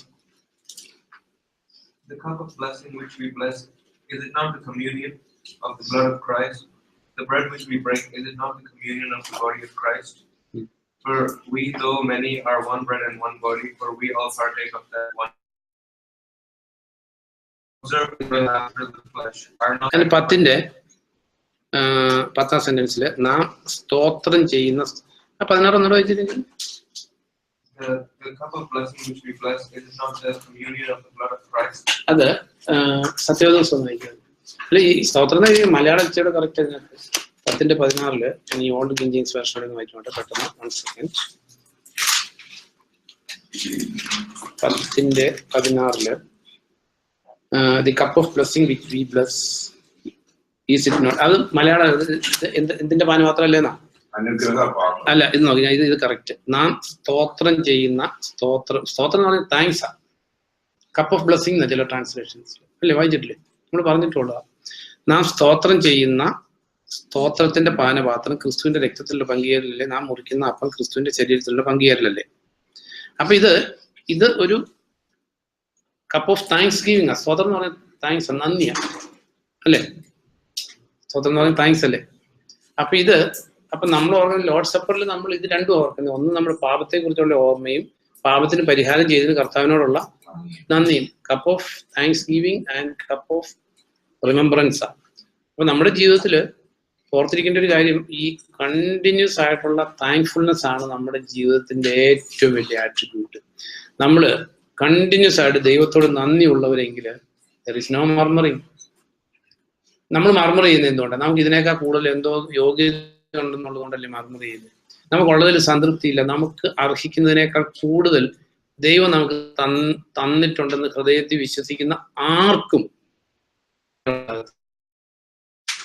അപ്പൊ നന്ദികേടും അല്ലെങ്കിൽ മർമറിങ് വരുന്നത് നമ്മൾ ഇതിനേക്കാൾ മിടുക്കരാണെന്നും നമ്മൾ ഇതിനേക്കാൾ അർഹതപ്പെട്ടവരാണെന്നും നമുക്ക് ഇതിനേക്കാൾ കഴിവുണ്ടെന്നൊക്കെ വിചാരിക്കുന്ന അഹങ്കാരത്തിന്റെ ഒരു പാർട്ടാണ് മർമറിങ്. നമുക്ക് നന്ദി ഇല്ലാത്തതിന്റെ റീസൺ നമ്മൾ ഇതിനേക്കാൾ യോഗ്യരാണെന്ന് വിചാരിച്ചിട്ടാണ്. നമുക്ക് സത്യത്തിൽ ഒരു യോഗ്യതയില്ല. നമ്മൾ അർഹിക്കുന്നതിനേക്കാൾ കൂടുതൽ എല്ലാ നന്മയും കർത്താവ് നൽകിയിട്ടുണ്ട്. നമ്മുടെ അഹങ്കാരം കൊണ്ട് നമുക്ക് തോന്നുന്നതാണ് ഇതിനേക്കാൾ നമുക്ക് അർഹതപ്പെട്ടതിനേക്കാൾ 100 times ബെറ്റർ ആയിട്ടാണ് ദൈവം നമ്മളെ നടത്തിക്കൊണ്ടിരിക്കുന്നത്. ബട്ട് നമ്മുടെ അത്യാഗ്രഹത്തിന്റെയും സംതൃപ്തി ഇല്ലായ്മയുടെയും നമ്മുടെ നമ്മുടെ അഹങ്കാരത്തിന്റെ ഒക്കെ പാർട്ടാണ് നമ്മൾ നന്ദിയില്ലാതെ. നമുക്ക് ഉള്ളതിനെ കുറിച്ച് നമുക്ക് we must be greatly thankful to the Lord, greatly thankful to the Lord. ഒന്ന് ആലോചിച്ച് നോക്കും, നമുക്കില്ലാത്ത പലതും ഇല്ലാത്ത എത്രയോ മനുഷ്യരുണ്ട് ലോകത്തിൽ. നമുക്കുള്ള ആരോഗ്യം ഇല്ലാത്തവരുണ്ട്, നമുക്കുള്ള ഒന്നും ഇല്ലാത്ത എന്തോരം മനുഷ്യരുണ്ട്. ഇനി അവരെക്കാൾ നമ്മൾ അർഹരായതുകൊണ്ടാണ് നമുക്ക് കിട്ടിയേക്കുന്നത്. അതാ പറയുന്നത്, നമ്മുടെ അഹങ്കാരത്തിന്റെ പാട്ടാണ് നമ്മുടെ അൺസാറ്റിസ്ഫാക്ഷൻ. അതർവൈസ് നമുക്ക് നന്ദിക്കല്ലാതെ വേറെ ഒന്നിനും ആഗ്രഹമില്ല. നമ്മിൽ നിന്ന് ദൈവം ആഗ്രഹിക്കുന്നത് ഓൺലി താങ്ക്സ് ഗിവിങ്, നന്ദി. ഒരു സെന്റൻസോടെ ഞാൻ വായിക്കുക. എഫേഷ്യൻസ് 5:3 തുടങ്ങി വായിക്കുമ്പോൾ, എന്നിട്ട് നമ്മുടെ ലൈഫിനെ നമുക്കൊന്ന് ട്രാൻസ്ഫോം ചെയ്യാം, നമ്മുടെ സംസാരത്തെ ഒന്ന് ട്രാൻസ്ഫോം ചെയ്യാം, നമ്മുടെ എല്ലാത്തിനെയും ട്രാൻസ്ഫോം ചെയ്യാം. അപ്പൊ ദൈവം നമ്മിൽ പ്രസാദിക്കും. എഫേഷ്യൻസ് 5:3, 5:1 തുടങ്ങുന്ന കഴിഞ്ഞാൽ പറയാം ബൈ ഹാർട്ട്. അപ്പൊ ആരെ അനുകരിക്കാൻ പറഞ്ഞേക്കുന്നത്? വായിക്കുമ്പോൾ നിസ്സാരമായിട്ട് പറഞ്ഞു പോവാ നമ്മള്. നമുക്കിപ്പം എന്താ പറയുന്നത്, ഒരു മനുഷ്യനെ അനുകരിക്കാനാണെങ്കിൽ ഈസി. ഇവിടെ ദൈവത്തിന്റെ മക്കൾ ആരെ പോലെയാണ്? ദൈവം ആകുമല്ലേ ഇന്ന്. ദൈവത്തെ അനുകരിക്കുക എന്ന് പറഞ്ഞാൽ ദൈവത്തെ ഇവിടെ റിവീൽ ചെയ്ത് കർത്താവായ യേശുക്രിസ്തു മാത്രമേ ഉള്ളൂ. That means we have to follow the footsteps of the Lord. ഈ കർത്താവിന്റെ ഫുഡ് സ്റ്റെപ്സ് ഫോളോ ചെയ്യാൻ നമുക്കൊരു സിൻസിയർ ഡിസയർ ഇല്ലെങ്കിൽ, we may fail many times. നമുക്കൊരു സിൻസിയർ ഡിസയർ ഇല്ലെങ്കിൽ ഈ കിതാബ് അടച്ചു പൂട്ടി വീട്ടിലിരിക്കുക നല്ലത്, ബെറ്റർ. സിൻസിയർ ഡിസയർ, ഒരു പാഷനേറ്റ് ഡിസയർ ഇല്ലെങ്കിൽ പിന്നെ എന്തിനാ നമ്മൾ വേസ്റ്റ് ആയിരുന്നു? കർത്താവിനെ നാം ദുഷിപ്പിക്കുന്നു. അപ്പൊ ഇത് പറഞ്ഞേക്കുന്നത്, ദൈവത്തിന്റെ പ്രിയപ്പെട്ട മക്കളെ പോലെ ദൈവത്തെ അനുകരിക്കുക. ക്രിസ്തു നമ്മെ സ്നേഹിച്ചതുപോലെ സ്നേഹത്തിൽ നിങ്ങൾ ചരിക്കുക. എങ്ങനെ സ്നേഹിക്കണം? ക്രിസ്തു സ്നേഹിച്ചോളൂ. അങ്ങനെയാണോ ഷെറിൻ സ്നേഹിക്കുന്നത്? ഞാൻ ഷെറിനോട് ചോദിക്കുന്നുള്ളൂ. നമ്മളെല്ലാവരും അങ്ങനെ സ്നേഹിക്കേണ്ടത്. ക്രിസ്തു സ്നേഹിച്ച പോലെയാണ് നമ്മൾ സ്നേഹിക്കുന്നത്. കർത്താവ് പറഞ്ഞു, ഞാൻ നിങ്ങൾക്കൊരു പുതിയ കൽപ്പന തരുന്നു. അതെപ്പോഴാണ് പറഞ്ഞു? പെട്ടെന്ന് ഇറക്കിക്ക് പറയാം, നമ്മുടെ സമയം. ക്രൂശീകരണത്തിന് മുമ്പ് കർത്താവ് പറഞ്ഞോണ്ട്, കർത്താവ് ക്രൂശീകരണത്തിന് മുമ്പ് കർത്താവ് എക്സാക്ട് സിനി പറഞ്ഞ കറക്റ്റ്. കർത്താവ് പറഞ്ഞു കാല് കഴുകി കഴിഞ്ഞിട്ടാണ് കർത്താവ് പറഞ്ഞത്. അപ്പോ അതായത് ചിന്തിച്ചു നോക്കും. ഇപ്പൊ നമ്മളൊരു ലോകത്തിൽ എക്സാമ്പിൾ പറഞ്ഞാൽ, ഇപ്പൊ നമ്മളൊരു ഫുഡ് ഉണ്ടാക്കി, ഒരു സ്പെഷ്യൽ ഡയറ്റ് ഉണ്ടാക്കി, ബിരിയാണി ആയിരിക്കട്ടെ, അതെല്ലാം കഴിച്ചു കഴിഞ്ഞ് ഉണ്ടാക്കിയ ആൾ പറയാം, അതായത് ഫുഡ് ഞാൻ നല്ലപോലെ ഫുഡ് ഉണ്ടാക്കി തന്നു, അല്ലെങ്കിൽ നിങ്ങൾ ഇങ്ങനെ ഉണ്ടാക്കി തരണം എന്ന് പറയാന്നിരിക്കട്ടെ. അതിന് മുമ്പ് ഒത്തിരി ഉണ്ടാക്കിയിട്ടുണ്ട്. പെട്ടെന്ന് ഇതെല്ലാവർക്കും അട്രാക്റ്റഡ് ആ ഒരു സിറ്റുവേഷനിൽ പറയാം, നിങ്ങൾ ഫുഡ് ഉണ്ടാക്കുമ്പോൾ ഇങ്ങനെ ഉണ്ടാക്കും. അപ്പൊ കോണ്ടെക്സ്റ്റ് എന്താ? ആ ബിരിയാണിയാ അല്ലേ? കോണ്ടെക്സ്റ്റ് അതാ. അതിന് മുമ്പ് ഒത്തിരി കാര്യങ്ങൾ ചെയ്തിട്ടുണ്ട്. സെയിം വേ കർത്താവ് കാല് കഴുകിയിട്ട് പറയുകയാണ്, ഞാൻ നിങ്ങളെ സ്നേഹിച്ചതുപോലെ നിങ്ങൾ സ്നേഹിക്കണം. കോണ്ടെക്സ്റ്റ് എന്താ? മെസ്സേജ് എന്താ? എളിമ എന്നുള്ളതല്ല, അതായത് you must be willing to do the work of a slave. അപ്പൊ ഭാര്യയെ സ്നേഹിക്കുമ്പോൾ അങ്ങനെ സ്നേഹിക്കണം, ഭർത്താവിനെ സ്നേഹിക്കണം. നമ്മുടെ അല്ലാതെ ഈ 5 star ലവ് ഒന്നും കർത്താവ് അക്സെപ്റ്റ് ചെയ്തില്ല. ഞാൻ നിങ്ങൾക്കൊരു പുതിയ കൽപ്പന തരുന്നു. പുതിയ കൽപ്പന എന്ന് പറഞ്ഞാൽ നിന്നെ പോലെ നിന്റെ അയൽക്കാരനെ സ്നേഹിക്കണം എന്ന് ആദ്യം എഴുതിയേക്കുന്ന എവിടെയാ? പഞ്ചഗ്രന്ഥിയില. മോശ എഴുതിയേക്കുന്ന ലെവിറ്റിക്കസില. അപ്പോ ഇതിനകത്ത് ഞാൻ ഒരു പുതിയ കൽപ്പനയല്ല സ്നേഹിക്കാനുള്ളത്, അല്ലെങ്കിൽ നിന്നെ പോലെ നിന്റെ ആൾക്കാരനെ സ്നേഹിക്കുക എന്നുള്ളത് ഓൾഡ് ടെസ്റ്റാമെന്റാ. കർത്താവ് പറയാം, ഞാനൊരു പുതിയ കൽപ്പന നിങ്ങൾക്ക് തരുന്നു. ഞാൻ സ്നേഹിച്ച പോലെ സ്നേഹിക്കാൻ പറഞ്ഞത് കാല് കഴുകി കഴിഞ്ഞിട്ടാണ്. അല്ല എന്തെങ്കിലുമൊക്കെ അവിടെ നിന്ന് ഇവിടെ നിന്ന് പറഞ്ഞിട്ട് കാര്യമൊന്നുമില്ല. അങ്ങ് are you willing to wash the feet? അല്ലെങ്കിൽ കർത്താവിന്റെ സ്നേഹമൊന്നും അല്ലത്. അതായത് ഏത് മെയിൻ ജോബും നമ്മൾ സ്നേഹിക്കുന്നവർക്ക് വേണ്ടി ചെയ്യാൻ അതിന് വില്ലിങ് അല്ലെങ്കിൽ we are living in fool's paradise എന്ന് പറയാൻ പറ്റും. അപ്പൊ ഇവിടെ ദൈവത്തെ അനുകരിക്കുക, എന്നിട്ട് പറഞ്ഞ് ഞാൻ സ്നേഹിച്ചപോലെ നിങ്ങൾ സ്നേഹിക്കുക. ദൈവത്തിന് പരിമളമുള്ള ബലിയും യാഗവുമായി അവൻ തന്നെ നമുക്ക് വേണ്ടി അർപ്പിച്ചു. ഇനിയുള്ള ഞാൻ പറയുന്നത്, അവിഹിത വേഴ്ചയുടെയോ എന്തെങ്കിലും അശുദ്ധിയുടെയോ അത്യാഗ്രഹത്തിന്റെയോ പേര് പോലും നിങ്ങളുടെ ഇടയിൽ കേൾക്കരുത്. അവ വിശുദ്ധർക്ക് യോജിച്ചതല്ല. അശ്ലീല സംസാരമോ വ്യർത്ഥ ഭാഷണമോ പരിഹാസമോ അരുത്. അത് നിങ്ങൾക്ക് യോജിച്ചതല്ല. വേണ്ടത്, ഇംഗ്ലീഷ് വായിക്കും, പെട്ടെന്ന് വായിച്ചു. വേണ്ടത് 5:4.